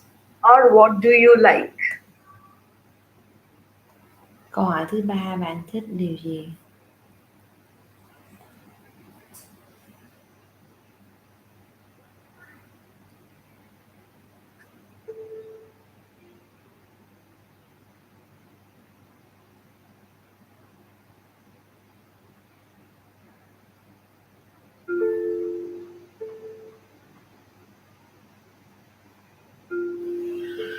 What are your dislikes? What do you dislike? Câu hỏi thứ tư, bạn không thích điều gì?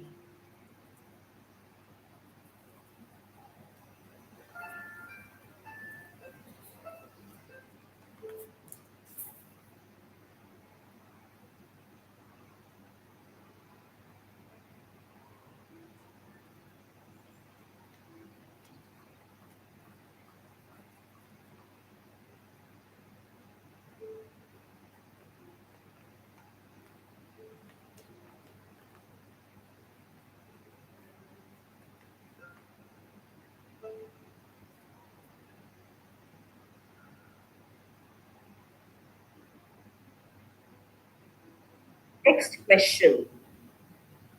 What happened in the past? Câu hỏi thứ 5. Because of which you had to leave me or you left me. Điều gì đã xảy ra trong quá khứ mà em đã rời bỏ tôi?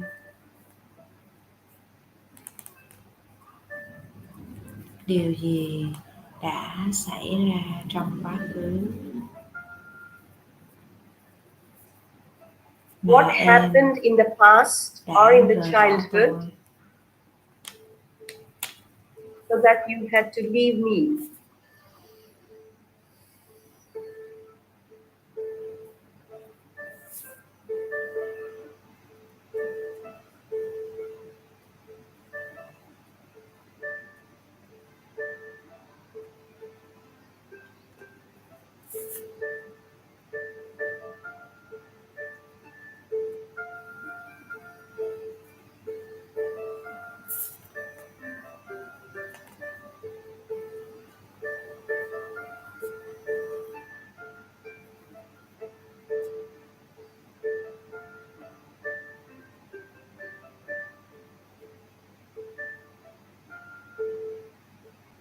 How are you feeling now?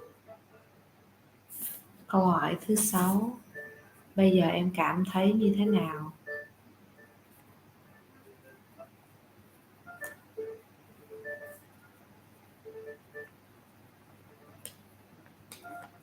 Viết câu hỏi bằng tay thuận, trả lời bằng tay nghịch.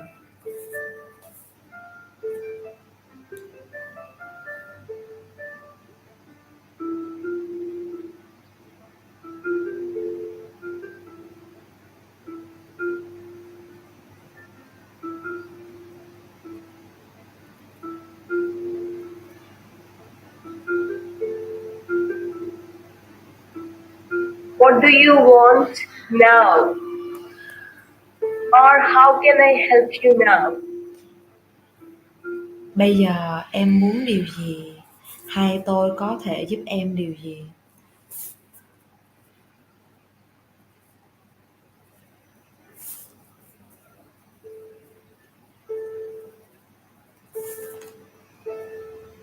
Bây giờ What do em you muốn want điều gì? now? Hay tôi có thể giúp Or em how điều can I gì? help you now?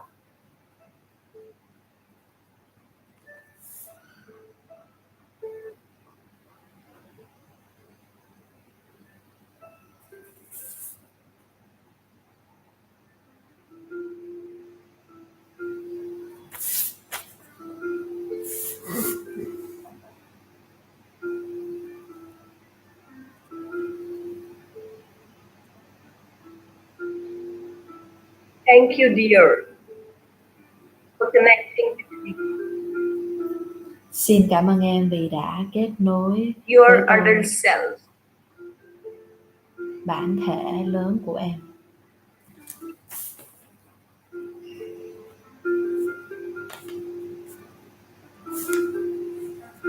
Cảm ơn em vì đã kết nối với tôi, bản thể lớn của em,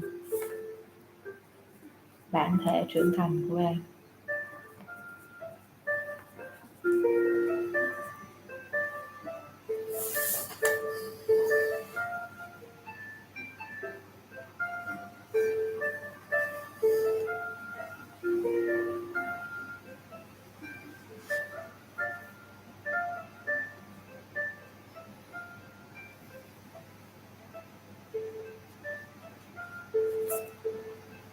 Okay, friends.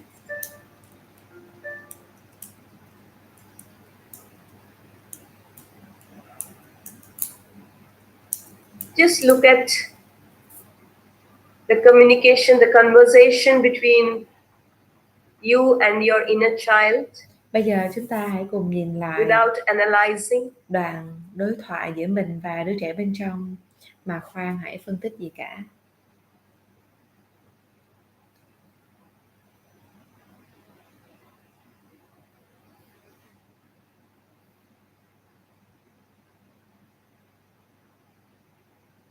For how many of you, Bao nhiêu when người you ở đây, ask the name, khi mà bạn your đã inner child gave đặt ra a câu different hỏi name or a tên bạn pet là name, gì thì câu trả lời lại là một can cái you tên raise your khác. digital Ví dụ hands? như tên của một thú nuôi hoặc là một cái tên xa lạ.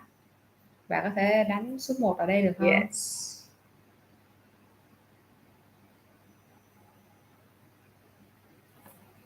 Because đứa trẻ nói tên nó là gì vậy? our inner child Bởi vì sometimes likes đứa trẻ bên trong đôi khi nó thích a different name. một cái tên khác cơ. Maybe your father very lovingly called you with a pet name. Có thể là So your inner bố child đã likes từng that name. gọi mình So bằng when một you cái ask tên that name, rất là your cưng, inner child một gives cái tên that ngọt nghĩnh name, á, thì not đứa trẻ this bên trong á, name which is known nó to the thích world. cái tên đó hơn là cái tên And for how many of you, when you tên asked cúng about cơm the của mình. age, your inner child gave the answer less than 5 years old. Vậy thì Less than 5 years. nếu như các bạn nhìn xem thử coi 5 là to cái đứa 10 trẻ years old. bên trong của mình á, nói nó bao nhiêu tuổi, nó trả lời bao nhiêu, ít hơn 5 tuổi cho More số than 2. 10 years. Hay là bao nhiêu tuổi đánh số tuổi đi ạ. Anybody, the inner child gave the answer 0? Có ai Zero? ghi When you ra ask the là age?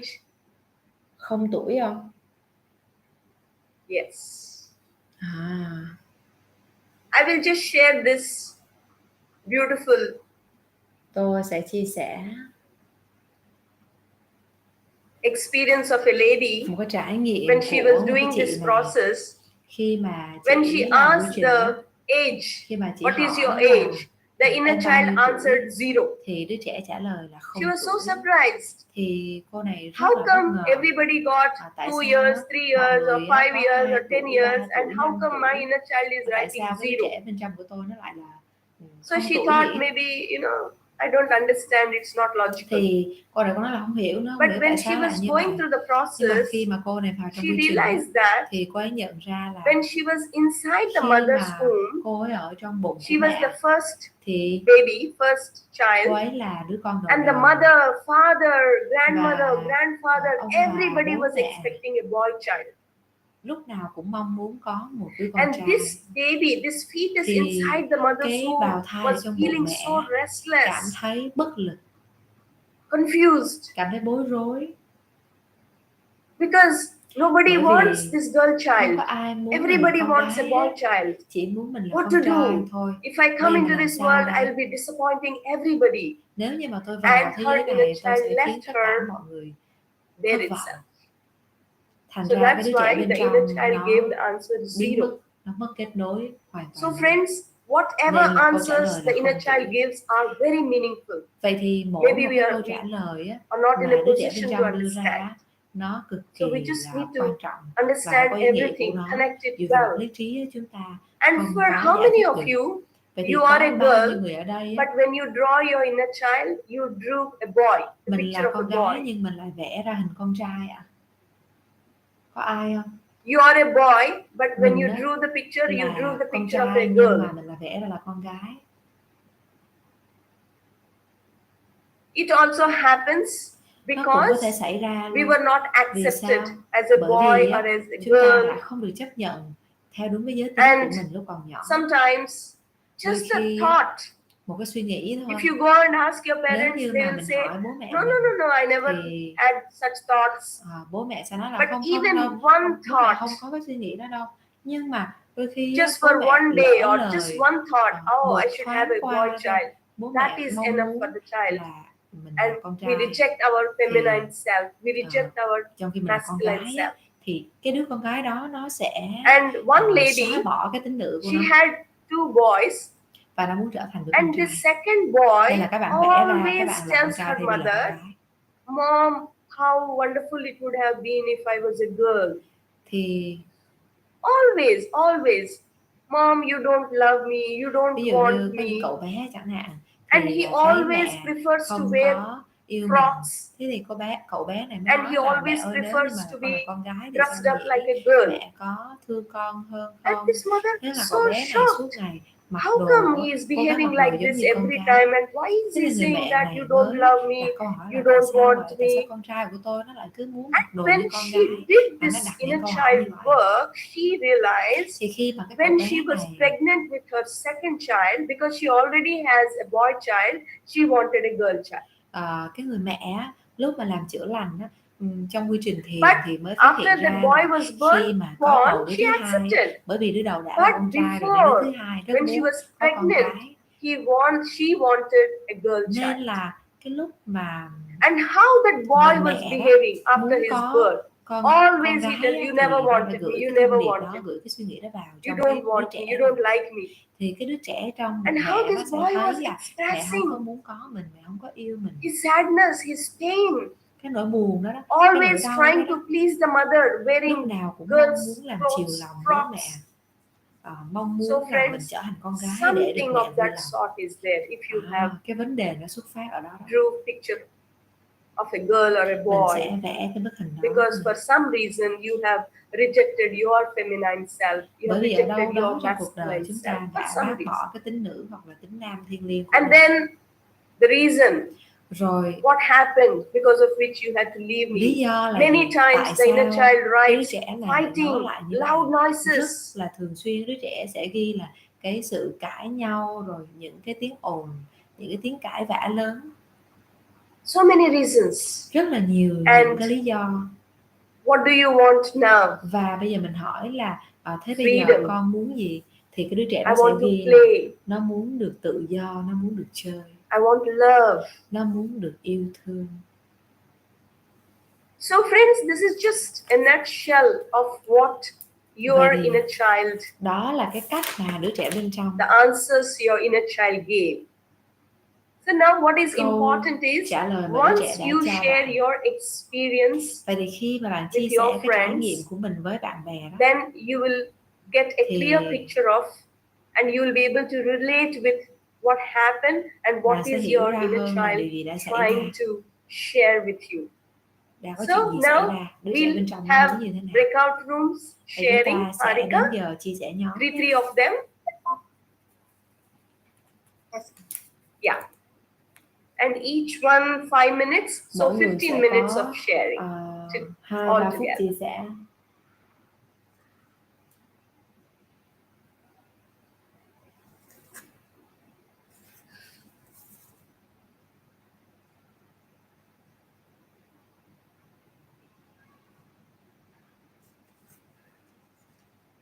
Mọi người ơi, chúng ta mở camera lên, chúng ta có thể chia sẻ với nhau được không? Please turn on cameras and be ready for conversation.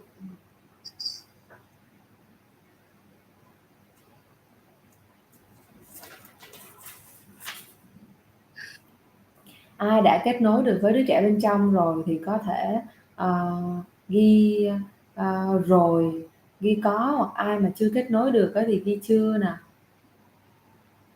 Thường là đã kết nối rồi, mà có ai chưa được không?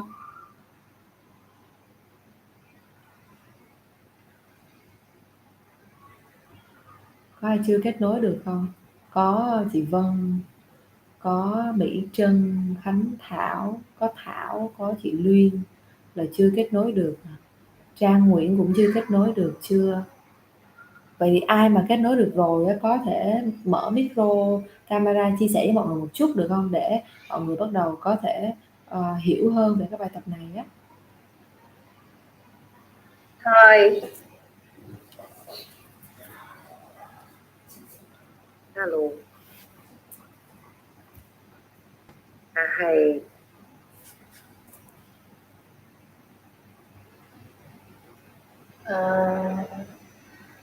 Rồi bây giờ có thể mở micro được rồi. Chị Nga Lê chia sẻ với mọi người thử nha.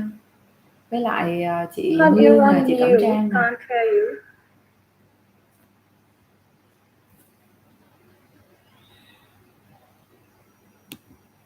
Hi.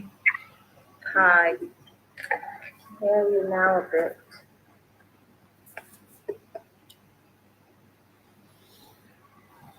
Can you hear me? Can you Yeah. hear me? Wait, I'll switch off the fan. You're very low.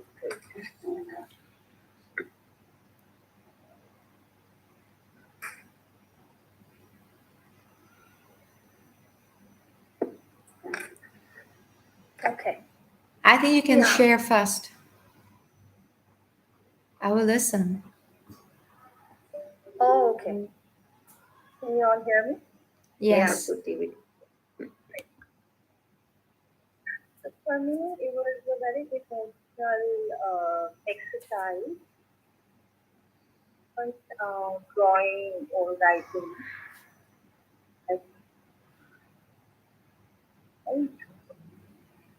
But what came as a surprise was, I don't know my name, Lal Singh Chatta, and I'm a male 33-year-old.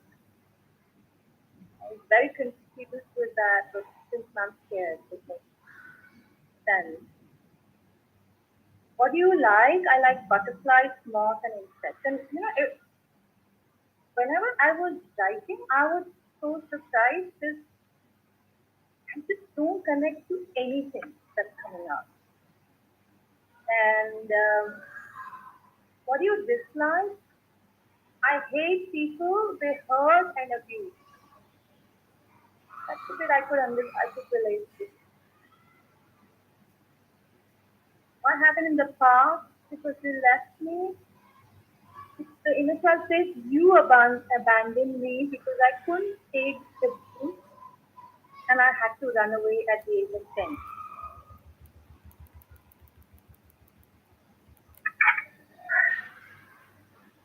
How do you feel now? Very sad and lonely. How can I help you now? By letting people in, and that's where the conflict is. Like, people are the reasons I ran away, but I want people because I want hugs and I want to play. And the drawing, though, of my inner child was a girl, but a very sad and lonely one. That's what came.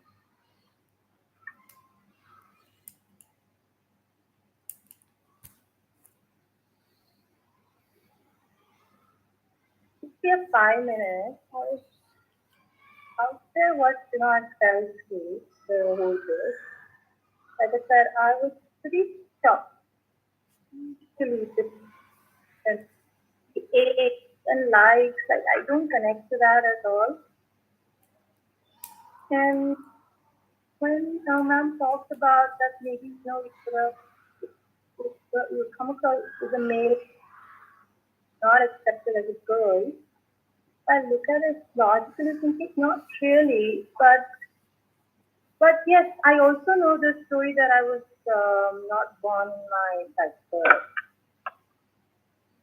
paternal side. Like, my parents had a fight, so my mom had left the house and I was born at a maternal house. And one of the things that I've heard is because she wanted the boys. One of the things, I'm not saying that's the only thing. So I was shocked that it was playing so strong. And then later on, when the questions came, it's something that I can relate to completely. Like, what is it that you don't like?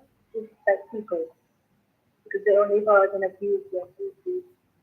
And what I also found interesting was that, that I left you at the age of 10 because I couldn't take abuse no more and I had to run away.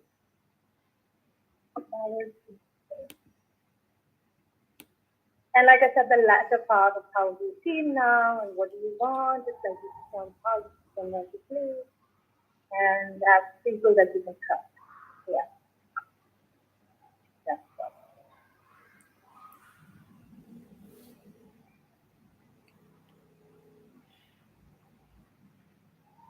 Yeah. How to pronounce your name? Han Tran Nat, right? Yeah, call me V. V is V. Okay. So it's Han, Tran, Nat, Vi. Okay. Perfect. Okay, so what you came out with? What's your story came out to be? Okay. So I draw a picture that uh, at the sea, like maybe at the seashore, and there's two fishes and there's a crab with a baby sitting there and feeling lonely, and ask a question, why leave me? Why leave me? So the two fishes, my mom and my dad, and they're loving each other. The crab is my sister, and it's me, only me there. Then when I asked what's your name, then she said, "Oh, it's a nickname. When I was small, it's a nickname." And how old were you? Is 3 years old. What do you like? Mom hugging me, and daddy, carrying me on his shoulder. What do I don't like? I don't like dad yell at me, beat me, and being alone. What happened in the past um, that make you leave me? The answer is because I was bitten too much for um, no reason or not a good enough reason. Yeah.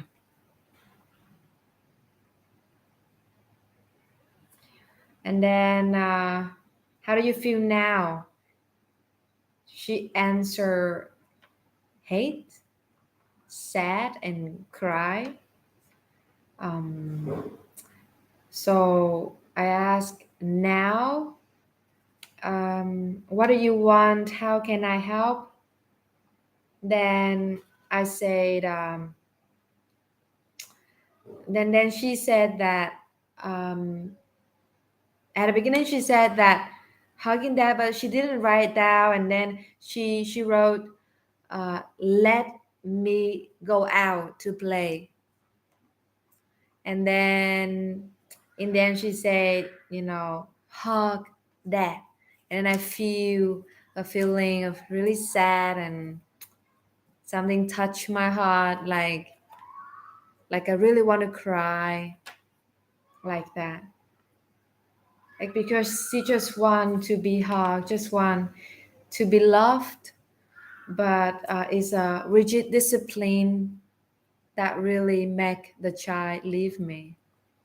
Then I become rebellious in a way. Yeah. So that's what happened. Thank you. Thank you for sharing. Thank you for listening. Yeah. So I think even I also had the same kind of narration with the child, inner child. But I think the last thing which Dr. Lakshmi said, which was, at times I remember that when I was young, very young, so from the very beginning, I was told, I used to tell everybody that I'm the boy of the house. And I had a elder sister. So might be my parents were expecting a boy after a female child, and they were desperately wanting a baby boy. So when I came into this world, I don't know, I had this from the very beginning that I am a boy. So I always used to tell my sister, okay, you don't worry about yourself. I'll take care of you. You tie Rakhi on my hand. I'll protect you. I used to wear clothes like a boy. So I think I could resonate with that part more. And definitely, when you go and did that activity of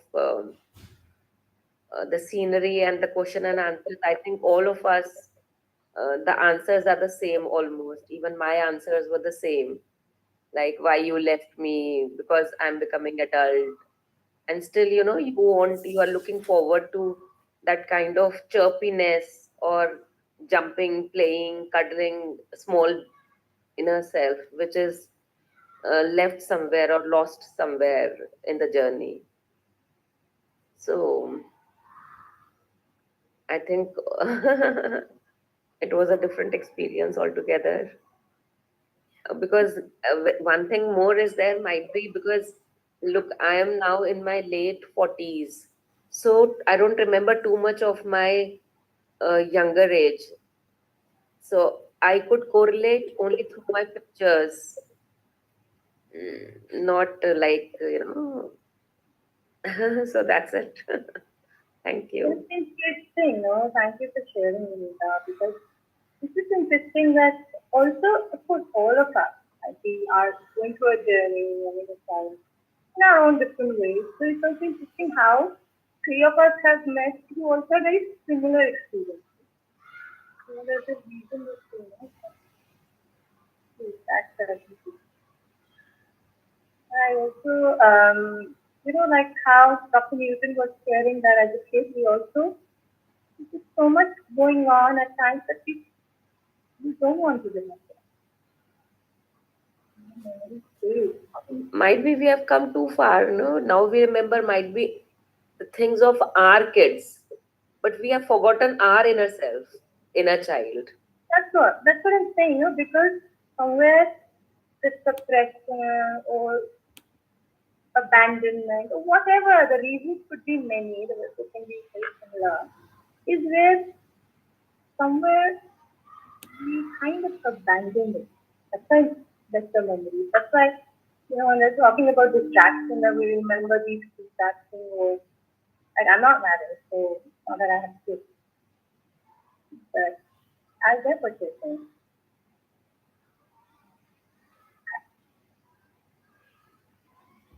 We have a minute and 30 seconds. So, Huntran, Nat 6, would you like to add something to it? I think. What's your current age? Yes. What's your current age? Connecting with the inner child, I think it's really good. And no, I'm asking what's your age right now? My age.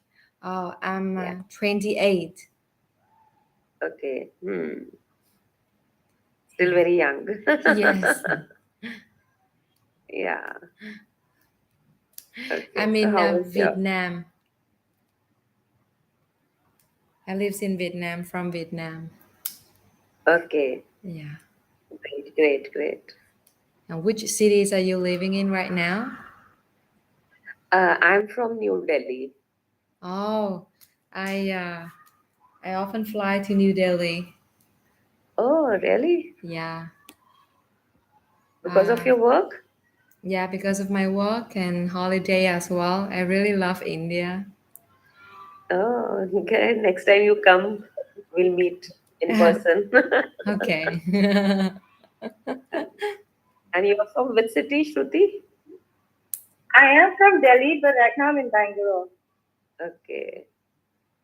Great. Which part of Delhi are you at? I'm in Pitampura. Okay.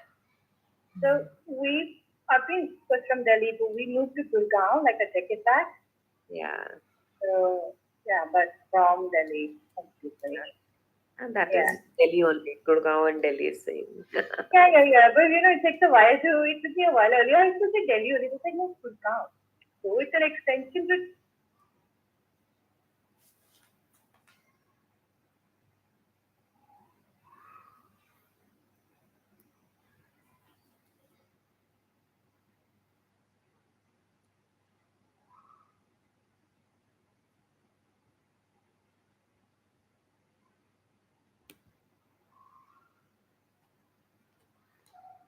The breakout rooms are closed.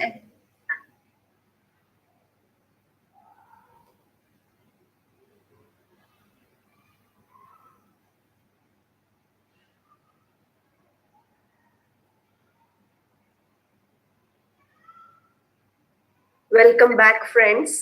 Rồi. Chào mừng chúng ta quay trở lại nhé. With all that,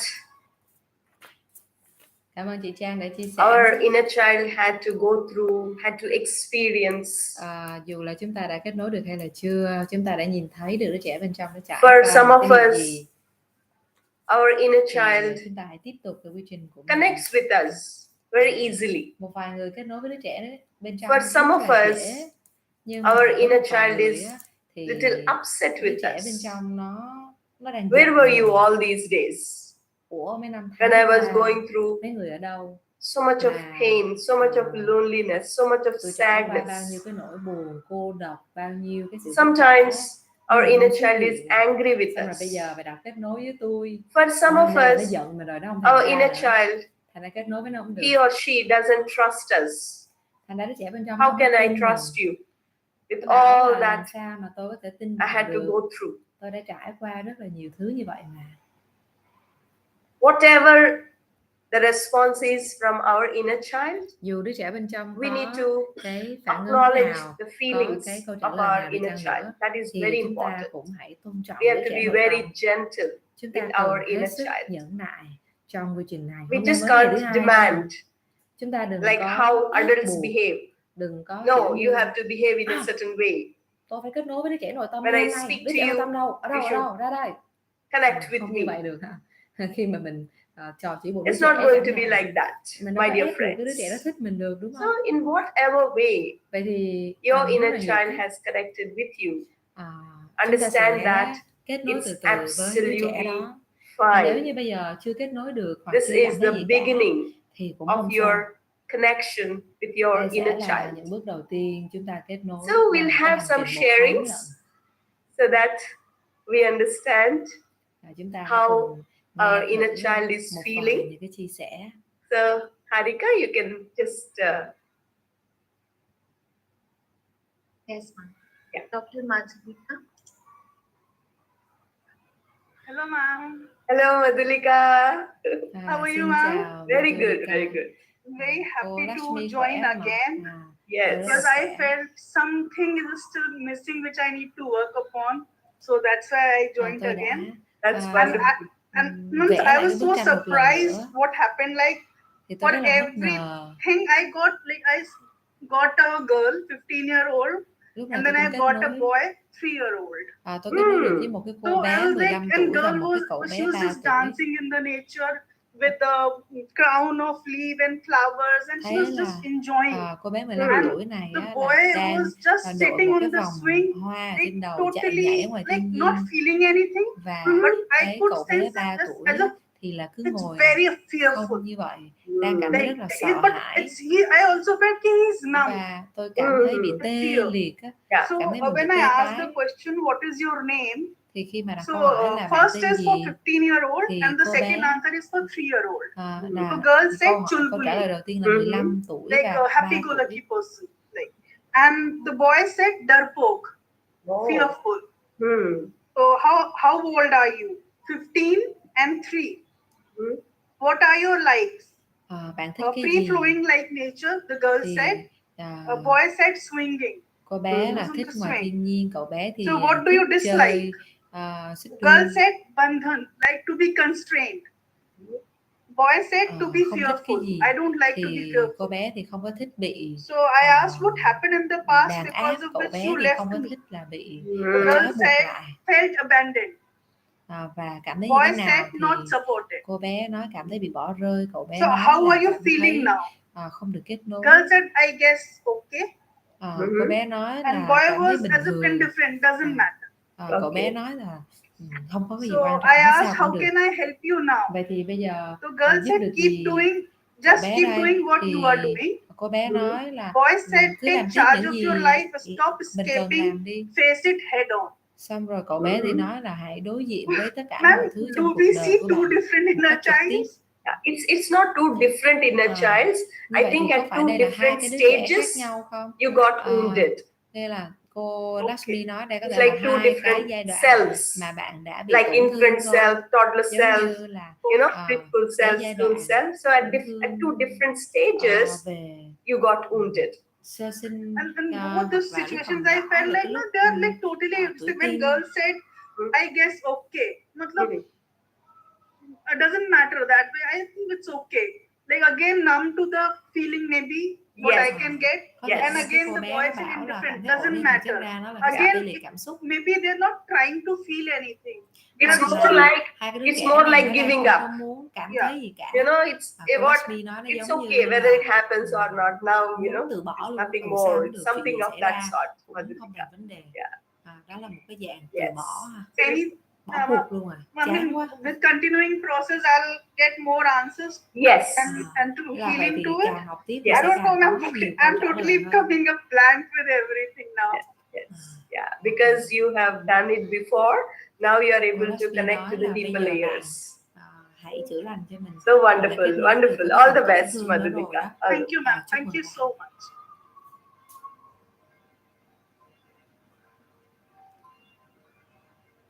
Would you like one more share? Yes. We'll have more sharings. Yeah. Thêm một người chia sẻ nữa. You can choose.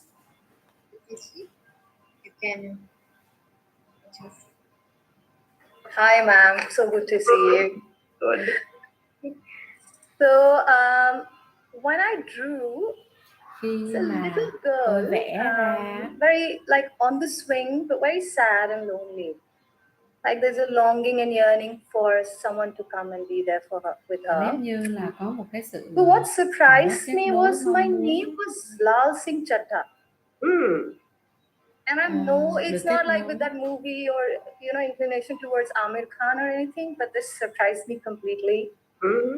And the age is 33.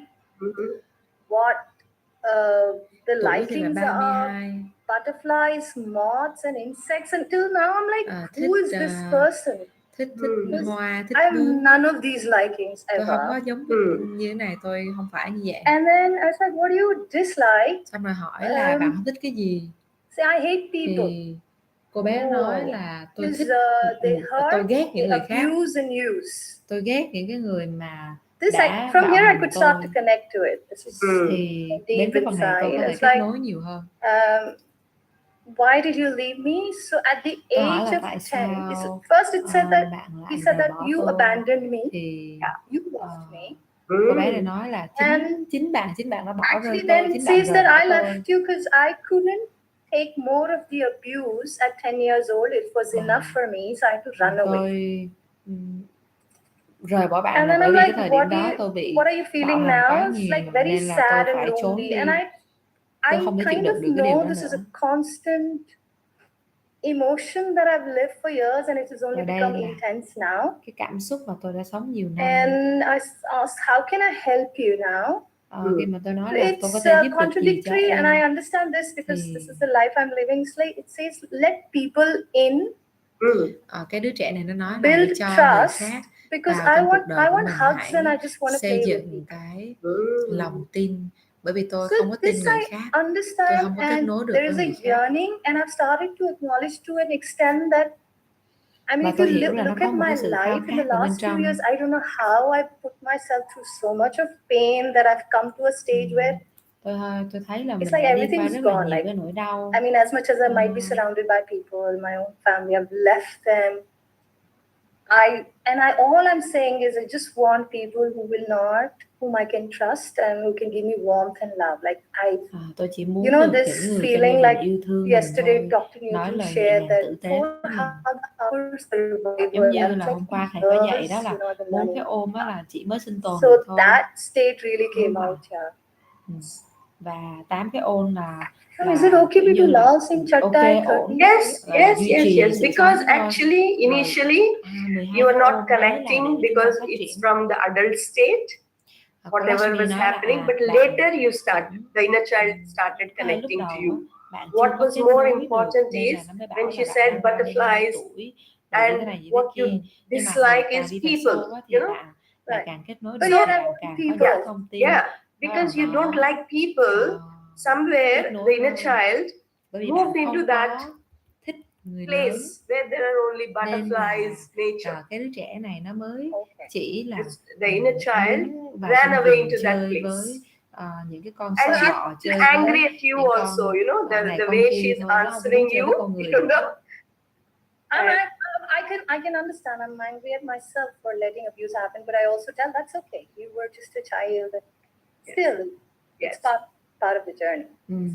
Thì đúng là đôi khi trong về mặt lý trí thì là tôi nghĩ là thì hồi nhỏ là đúng là mình có hơi bị bạo hành một xíu, nhưng mà cái đó là một phần của tuổi thơ. Bây giờ đi qua rồi thì mọi thứ nó ổn rồi.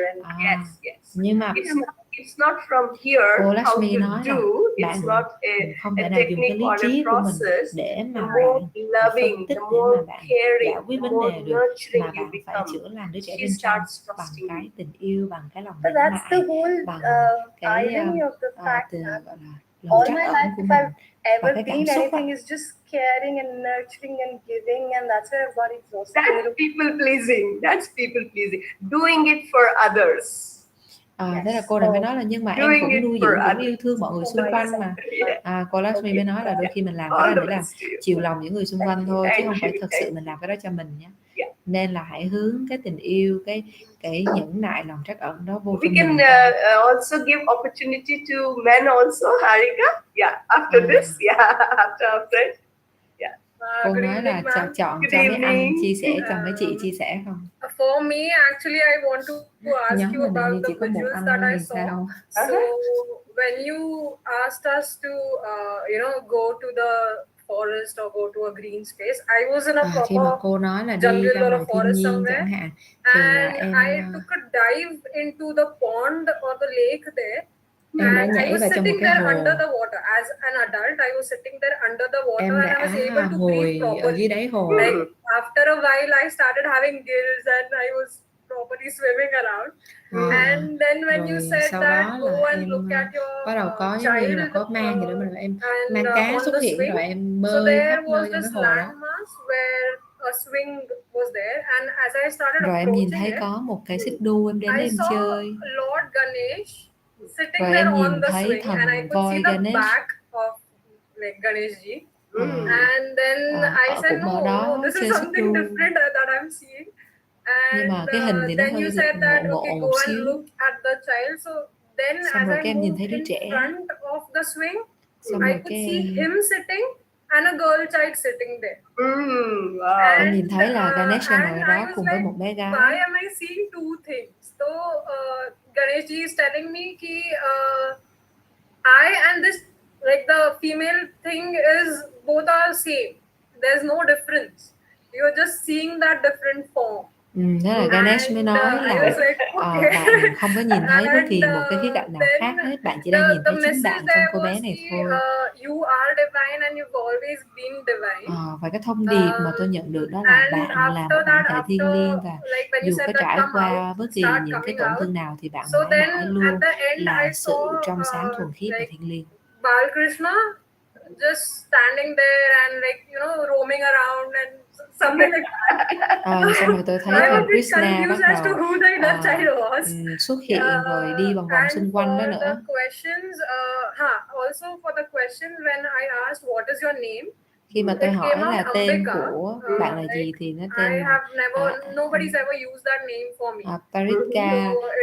Cái tên Parika đó không có ai gọi tôi bằng cái tên đó hết. The age came out to be 2 years old. Xong rồi nó có vẻ 2 tuổi. When asked about the likes, it was hỏi là flowers, thích cái mango, gì sitting by the water, thì nó having bảo fun là in the thích water. ngồi bên cạnh bờ hồ. What you dislike, then Không thích quarrels cái came gì in, and then loud thì nó không sounds like thích people cái talking loudly tiếng to cãi each vã, other. những cái tiếng And ồn. that is something till date I am not good with. Like if somebody starts fighting, Nếu I mà ai đó run bắt đầu away. cãi nhau thì là tôi sẽ gọi là co rúm lại. Like I will stop myself from getting into a fight or Xong getting rồi, angry also. đôi khi là tôi cố gắng kìm nén mình, không có cho mình nổi giận, không có cho những cái sự xung đột diễn ra nữa. Dislike between people, like people gossiping or complaining about Tôi each cũng other. không có thích And cái I chuyện could mà người này there người were kia nói xấu pop-ups nhau. of relatives or my mother telling me about somebody or something like that. And then there was this one incident where I was maybe in junior KG or senior KG sometime there, and then judgment came up. Cũng có cái thời gian là khi tôi học đại học năm nhất năm hai á, là cũng có những cái xung đột và cãi nhau, những lời nói xấu, tiếng đồn này kia, tôi rất là ghét cái điều đó. Và tôi hỏi là em cảm thấy như thế nào thì em nói em thấy sợ, và em bây giờ chỉ muốn có tình yêu và bình an thôi. No problem, it's thì nó cũng có liên quan đến những cái mà cô Lakshmi nói, nhưng mà cái hình ảnh thì nó hơi bối rối một xíu. Cô Lakshmi giải thích là nhìn thấy thần Ganesh hoặc là thần Krishna, nó giống như là một cái nơi đứa trẻ nó cảm thấy an toàn, bình an. Balakrishna, all that is, when we get wounded, then our inner child escapes into nature or bởi vì khi mà đứa spiritual, trẻ this bên angelic trong world, thì nó sẽ tìm cái nơi nó trốn luôn mà. Nó trốn ở đâu? Thường là nó chạy ra ngoài thiên nhiên nó trốn nè, hoặc là nó vào trong cái thế giới của các vị thần nó trốn nè, nó tìm ai đó để mạnh mẽ để bảo vệ nó. is transformed, it becomes our divine essence. Bởi vì khi mà chúng ta chuyển hóa được cái đứa trẻ ở bên trong thì những cái tổn thương nó sẽ được chuyển thành giữ cảm xúc thiêng liêng. Your key is the quarrels. Vậy thì cái chìa khóa của bạn, that opened the door for you. Because that's when exactly your inner child cãi nhau, đúng không ạ? Was wounded or left you.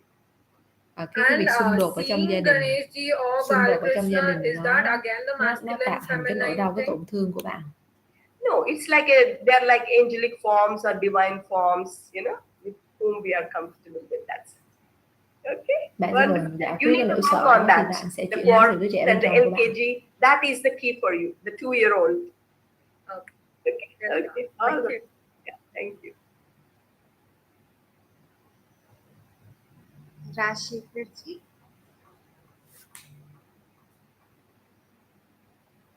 Hello, madam. Hello. Hello. Very happy to see you, madam. Rất là vui khi được gặp cô ạ. Madam, regarding this diagrams, I have 2 diagrams I came picturing wise. One is I'm feeling low as a child. Then immediately the child is playing with forgetting all that immediately. That has come.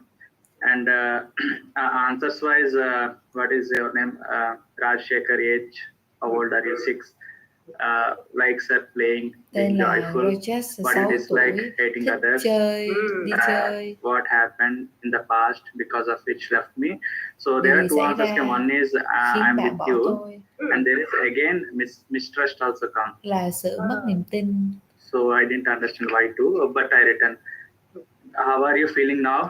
3 answers, not bad, good, better. Cảm thấy cũng không tệ lắm, How can đang tốt I dần help lên. you now? Love, live.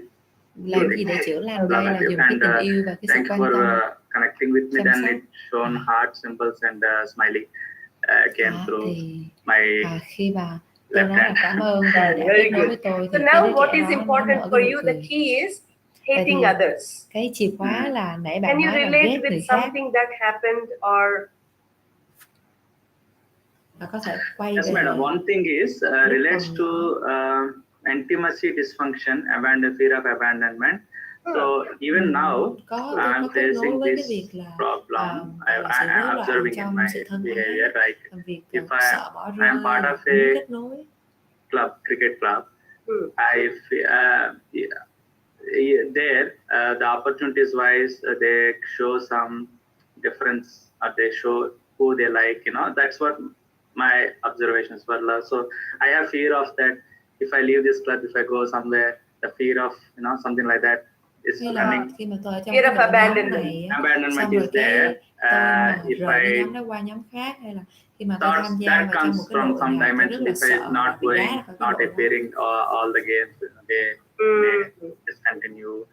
That somehow is there. I don't know where it is coming from. But do you remember anything? Because your inner child clearly gave 6 years old. Do you remember anything at that period? Chuyện gì xảy ra vào cái tầm 6 it just tuổi? came like that, but I have more memories around that, where my childhood we used to go to my grandfather's house. My dad used to take from, I think, about 30 kilometers away, living in different towns. Then, yeah, I used to play along a lot of memories with the grandfather, grandmother. Grandfather, grandmother, and a lot of love used to come. A lot of love from them. Yeah, I remember those memories. I used to play every weekend. We used to go there. Yeah, so that memories are there. But and also one mistrust or something like that happened when my uncle. It's not. I used to treat everybody same. But what happened? My aunt's husband's brother. But when they come to my hometown, they I will take you there. Like that. He has set me a plan that he will take me to some other city or take me to some picnic or like that.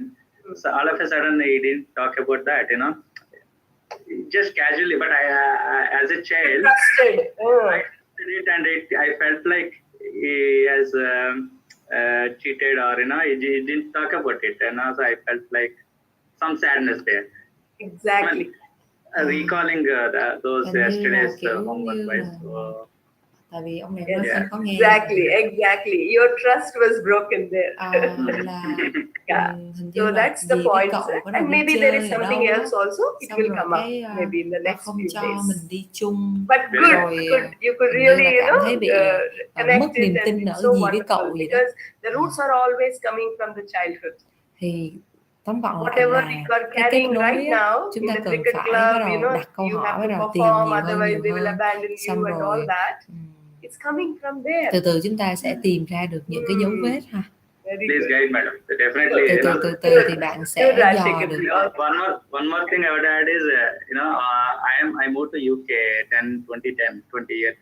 I came here for a week, and my life is here. So, but as a spiritual journey, I always feel like come to Newton sir. It's one of the things pending. I met sir last Dhanama Chakra. I told him, sir, that's what missing. Please, you're welcome. This is the first time I came online, so I'm happy that I'm able to do this. Wonderful. Những cái bước đầu tiên của tôi trong cái chương trình tâm linh khóa học này cũng là cái khóa học đầu tiên tôi tham gia. Cảm ơn cô rất là nhiều. Mọi người cố gắng tỉnh táo nha, đừng có ngủ mất nha. Cái phần chia sẻ thôi, chúng ta cứ nghe chia sẻ đi ạ. Không sắp được nghỉ rồi. So since last 2 days, the whole exercise and the last 7 questions, and I was born. Tôi đã trả lời những câu hỏi này. Putting down my points and trying to analyze my inner child situation. So the triggering point was cái điểm the drawing. Đó là cái bức tranh. My childhood native place garden was there and the swing. But actually I don't like swing because I was fond of more of a group game with the more children. Không thích chơi xích đu bởi vì cái trò đó phải chơi chung với mấy đứa khác. I am alone into that garden. So, tôi cảm thấy là tôi trong cái vườn đó một mình. So that answer, the immediately answer was to that question from my child is I don't like the milk. Milk. Yep. Không có thích sữa. Yes. And I don't like the tuition and the forced studying part in the evening instead of playing with the children. So I'm correlating that drawing as well as my dislikes. Yes. So that drove to, my conclusion is that these are the things which has deprived of my freedom to play and choose what I want to do, what I like. Yes, something was forced upon me. So that's as far as so far I'm very clear about my child needs. Wonderful. How to, let's see what techniques. But the more part is that when I'm correlating with my the indicators, And thanks for giving this opportunity to be in front of you. That how to correlate indicators with whatever finding through the drawing I have made. Because on the indicator, I have very strongly believe that I have both the things, acting out and acting in both. So you said or, but in my case, I am very clear. I have both the symptoms. Yes. Not with that frequency, but it happens. Yes, yes. So when I am acting out is always anger, and when acting in is always guilt for my own self. Yes. That how can I do this mistake? Wow, so beautifully you have correlated, sir. Right, and this acting in, again I am correlating with people pleasure. Yes. Because I can't do mistake so that the opposite party, even in my professional career, may think something bad about me. How Yes. I can do that mistake? So am I right in my correlation? I mean, that's a little bit. Yes. I will explain to you, sir. Because first I want to appreciate how beautifully you have connected everything. And the most important thing is, as a child, you were forced to drink milk or to study. Là chú đã bị ép Okay. uống sữa rất là nhiều. And what you liked was playing with many friends. Và cái mà mình muốn là mình chỉ muốn So đi chơi với bạn when the thôi. child is not allowed, Khi when the mà child is not một cái đứa given the trẻ freedom mà không to cho choose what được they tự do, like, được chọn những they gì mình feel thích, anger. thì đứa trẻ đó sẽ cảm thấy giận dữ. But as a child, you couldn't express that anger. Nhưng mà lúc còn nhỏ mình không có thể hiện được cái sự giận dữ của mình. And it was suppressed. Và nó bị đè It went deep down. So sâu ở bên trong. sometimes Nên it là is đôi coming khi out, like acting nó bị out. xả ra ngoài. Acting out. Nó bị phát And xíu ra for ngoài. being that, you also feel guilty, then you become a bad boy, right? When you are angry or when you answer back or do something, when you say no, you become a bad boy. That's why you feel guilty. So then you are acting it. Thế là mình lại So you are tự caught chỉ trích between mình, this có nghĩa là acting tự out xả and ngược vào acting in. trong. Thế là nó có cái sự Two xung đột modes giữa are operating, xả sir. ra ngoài hay xả vào trong. Sometimes, you want to express that. Sometimes when you express, then again, you feel guilty and you go into acting it more. Thì là cảm thấy mặc cảm tội lỗi. That's what is happening. And we have seen this with many people. Like sometimes, they hate curd, dahi. Dahi. They don't like. Parents force us to drink milk, and we hate that. Yeah, but in my case, milk is a smaller part. More is, I think, the strong feeling is the cái đó, xong rồi lớn lên là ghét cái đó luôn. Sitting in the evening with the teacher. Yes. That's a more. Yes. Yeah, there is more strong feeling rather than more milk. strong. But these are the come into my mind, so I've written down. It's absolutely fine. Perfect. Perfect. Wonderful. Thank you. Thank you so much. Cảm ơn. And one last sharing, Harika. One more. Một chia sẻ cuối nữa. Mọi người học hỏi chia sẻ của học viên người Ấn nha. Rosie ji. Hello, ma'am. Hello, Rosie. This is what I drew. Oh, wow. And I could see myself there first when I saw. So I saw the first thing that I saw was a lighthouse and a very structured garden with lots of roses over there. I was at the other side. There were cliffs and the sea was hitting against the cliffs and the spray was coming on my face and all that. It was very visual. And there were white flowers, daisies, I think, and then there was roses, butterflies and all also I saw. And I was quite happy over there. I think lighthouse has a connection because when I did my first regression, I saw a lighthouse. So that was there. And when you said look at yourself as a child, so I saw myself in ponytails on the swing. I like swings a lot. I still go to the park to swing. So I was very happy. I think I was smiling during the meditation. And then it changed. I saw myself in a photograph with my principal of nursery school. and my dress changed to that school's blue and white checkered tunic, and I had hair, and I was laughing and giggling and enjoying the swing a lot. And I saw a pond, and I did like chup chup like this and saw myself. That is something which I like doing now also. So when I asked my name was Rosie only, and age came out to be 3 years old. And what do you like? So the light came, playing, dancing, laughing. Then there's something which came as chanting. SHANTING. I don't understand what it was. And I again confirmed what. And then I asked chanting. So she said no, chanting, something like that. And then joy and jumping. And then what you dislike is like anger. And then again, Janam Bhumi. I don't know why. And Zabardasti. Zabardasti. And then what happened in the past, because of which you left me, so I was drained, I was pained, Zabardasti, and ye karo, wo karo.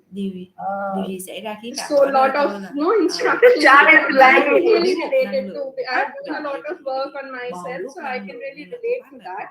Then how are you feeling now? Is like sad, abandoned, and alone. Gone.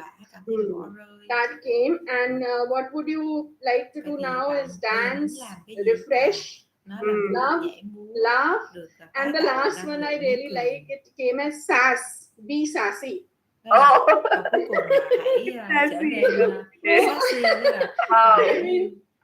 am one big people pleaser. I have mostly acting out and acting in issues, and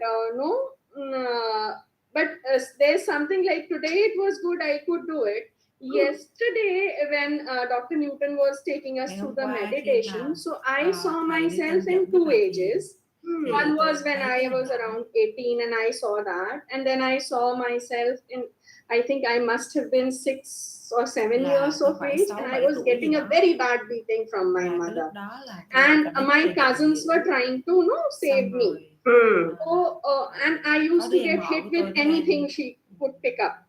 She used to take out her frustration and all on me. So the thought that came to me at that point of time was, which really, it has been hitting me since yesterday. So I am asking you, it is my job to take this, not exactly a job. It is my some sort of a duty that if I can help her release her pain by getting this beating or whatever, so it's okay. I should help her. So that is one thing which I don't. I mean, I can't correlate or. But it is true, because when the child is enmeshed with one of the parent, the child feels responsible. Responsible for that parent. So that's why you started feeling, if she beats me, if it helps her, then I should, be of service to her. But I was always very angry at the beatings. I mean, openly, I took a lot of responsibility since 6 years of age. Literally became the lady of the house and all those things. So I have a lot of resentment and gussa because of losing up on my childhood and other things. Yes, but you're angry. I'm doing this also that I should take it. And maybe that is why I attract abusers in my life. Yes. I have lived through a very abusive marriage and all those things. So this you will understand when I teach about enmeshment. Okay. You recognized it. That is more important. Okay. Thank you so much. Thank you. So wonderful. Thank you. So friends, now we'll all, we are just moving to the end of today's session. So we'll just place our hands on our heart. Bây giờ chúng ta có thể đặt tay lên trên tim. And before we do this, trước khi mà chúng ta I just want to share a little bit about this process, my dear friends. This is such a simple process, such a beautiful process, mọi người có and you can do it on your own. Các bạn có thể tự whenever you nó want to ở connect nhà with your inner bất child, kỳ khi nào to mà understand mình muốn kết nối với đứa how trẻ bên your trong inner child để is hiểu feeling. coi là cái đứa trẻ đó nó chữa lành như thế nào. Because most of the times we don't know what we are feeling, why we are feeling the way we are feeling. So to understand about your inner child, how your inner child is feeling, you can always để mà chúng ta kết nối được với đứa trẻ continue nội to tâm do this thì các bạn về to nhà get some hãy answers from liên tục your inner child. làm như thế này. And this was Thì developed by vẽ cái bức tranh và đặt câu hỏi. Luciano, and it's a simple process. And the most important thing here is cái điều quan trọng là we should not ask our wounded child about guidance or đừng purpose. có hỏi đứa trẻ bên trong xem là bạn có thể Once đưa ra những cái lời chỉ dẫn cho tôi, in a những cái lời workship, khuyên cho tôi không? somebody Không asked được the nhé. inner child, Bởi vì hồi xưa what do you want? cái đứa trẻ How can I help trong những you? cái quy trình So then the inner chữa child lành said, cái bạn này stop bạn hỏi đứa trẻ bên working trong and just play with me. là bây giờ tôi cần phải làm gì đây? Đứa trẻ này mới kêu là đừng đi làm nữa, hãy đi chơi thôi. So then she was confused. She came to me and she asked, mới bối rối, Dr. Lakshmi, mới đến what gặp should I tôi do mới now? hỏi My là inner child cô is Lakshmi asking me ơi, to stop bây giờ em phải làm working sao and đây? only Đứa trẻ play, bên play, trong của em play. nó nói là giờ không đi làm So nữa, then nhà chơi I không thì làm told sao? her, Thì tôi mới that's trả what lời is là called nurturing discipline. đó là lúc mà chúng ta cần You phải just kỷ luật can't trong yêu thương. do whatever your inner Chúng ta child không thể asks nào mà you. gọi là đứa trẻ nó hỏi You cái can gì là mình only sẽ làm fulfill the y chang như needs vậy. of the inner Gọi như child. là chúng ta thỏa And mãn your những cái inner nhu child cầu của đứa also trẻ needs chứ không có phải là chúng nurturing ta thỏa discipline. mãn hết những cái mong So muốn của đứa in trẻ. that case, I asked her to tell her inner Thế child, là lúc đó tôi mới my nói với dear, bạn I này love là you so hãy nói much. với đứa trẻ là em ơi, chị rất là yêu I em, will play with you, chị sẽ chơi với em, but on nhưng mà Sunday, Saturday and thứ Sunday, sáu thứ bảy thôi, on a holiday, ngày lễ because thôi, I have to work, bởi vì chị còn I phải have đi to làm earn, nữa, chị còn phải kiếm tiền nữa, I have to take care of chị còn you and phải me. chăm sóc cho hai chị So I em mình just nữa can't chứ. stop working. Không thể nào mà dừng I have to work. việc được, không nghỉ việc I được. will play with you Và on Sundays. làm việc xong rồi thì So cuối friends, tuần thứ that's bảy chủ how nhật sẽ đi we chơi have cùng to với guide em. our inner child. Đó là cách mà And chúng ta dẫn dắt đứa trẻ we bên should trong never nhé. ask for guidance Và chúng from ta không bao our giờ wounded child. được What should I gọi do? là Will I stay with xin this lời husband or khuyên not? từ đứa trẻ bên trong. Not for that. Rồi không có nên hỏi Only là em ơi bây giờ chị có nên làm cái how này cái kia your không? inner child Em is ơi mục đích feeling, của what cuộc đời chị happened là to your gì? inner Không child, có được hỏi những how cái you đó nha. can support your inner child. Mà chỉ hỏi Only là for that chị you có thể can do hỗ this trợ em điều process, my gì, dear friends. làm giúp em điều gì. Because a wounded child cannot Bởi vì cái đứa trẻ guidance. tổn thương Only thì when the nó wounded đang tổn child thương mà transforms làm sao into nó có the thể divine cho essence, chúng ta cái lời dẫn then dắt được. we can intuitively receive the guidance, my dear Vậy thì friends. chúng So ta now with this, chỉ you khi mà just chữa place lành xong cái our đứa trẻ bên hand trong của mình rồi, kết on nối our với heart cái region phần thiêng liêng and rồi thì chúng close ta our mới nhận eyes. cái lời dẫn dắt nhé. Quy trình cuối giờ chúng ta hãy cùng nhau nhắm mắt lại. Take few deep breaths. Hãy hít thở sâu. Connecting to that inner child Hãy kết nối với đứa trẻ bên whom trong you đó. have met Đứa trẻ mà mình đã gặp in that beautiful garden trong khu or vườn in that xinh đẹp beautiful đó, forest. hay là trong cánh rừng đẹp đẽ đó.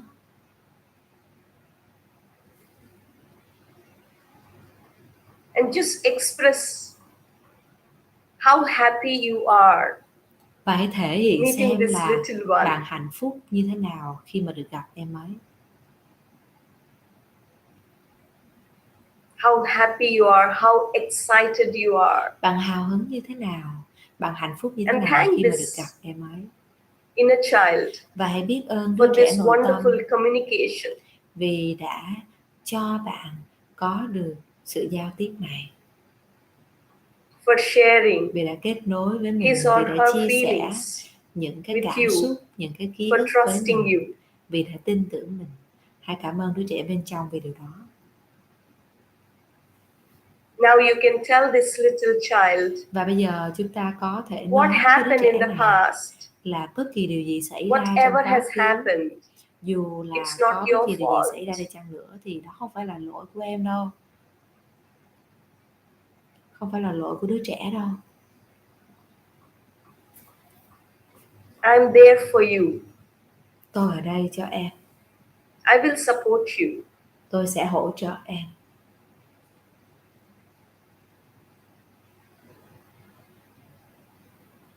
I acknowledge all your feelings. Tôi công nhận hết những cảm xúc của em. From this moment onwards, Từ I khoảnh will khắc be này trở đi, gentle. tôi sẽ nhẹ nhàng. I will nurture you. Tôi sẽ I dẫn will dắt care bạn. for you. Tôi sẽ quan tâm bạn.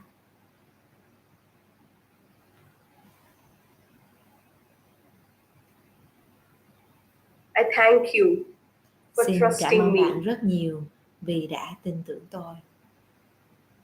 And let us continue this journey. Và chúng ta hãy As cùng we go ahead, tiếp tục I want to know hành more trình about này, you.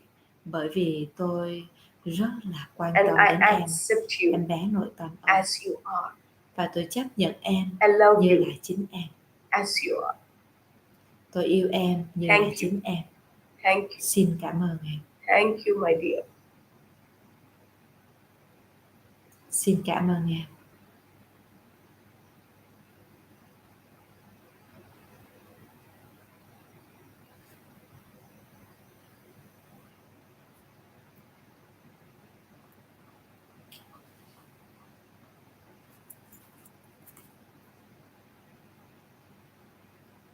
And you can take a pillow or a cushion. Và chúng ta có Or thể you lấy can một cái just gối hug. hoặc là một Give con gấu 4 bông hugs to để ôm yourself lấy con gấu bông đó. for this wonderful, wonderful, wonderful Cảm ơn. Ôm journey lấy cái you gấu have bông đó embarked giống như on là mình ôm lấy đứa trẻ bên trong vậy đó. with your inner child. Giống như mình ôm lấy em ấy, thật là ấm áp.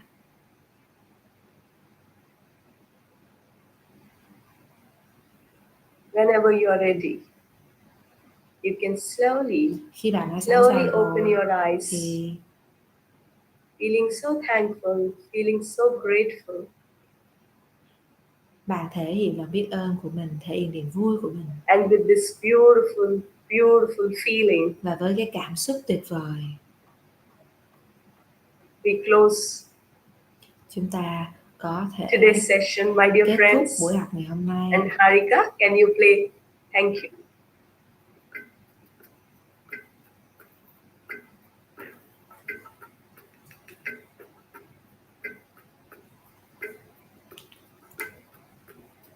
Cô đang bật cái bản nhạc biết ơn. Let us move, friends. Tất cả chúng ta hãy cùng nhau thể hiện lòng biết ơn của mình, cái niềm vui của mình.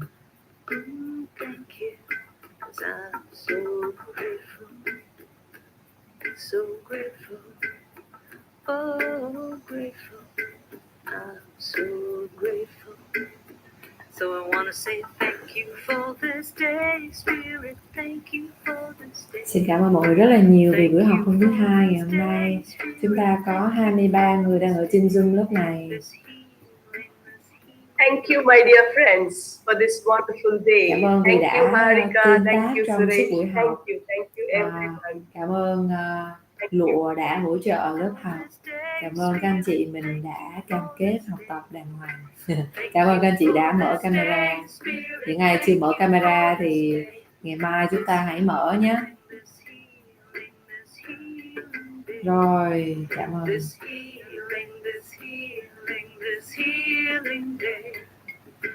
Thank you for this day, Spirit, thank you for this day. Yeah. Bài thiền cuối cùng tự nhiên khóc nè. Cảm ơn cả nhà mình nhé. Chúc cả nhà ngủ ngon nhé. Hẹn gặp vào ngày mai. Các anh chị nhớ đi học sớm 5-10 phút để vào Zoom, để mình không có bị bỏ lỡ bài học và tương tác với nhau nhiều hơn. Rồi, bye bye, hẹn gặp lại vào ngày mai.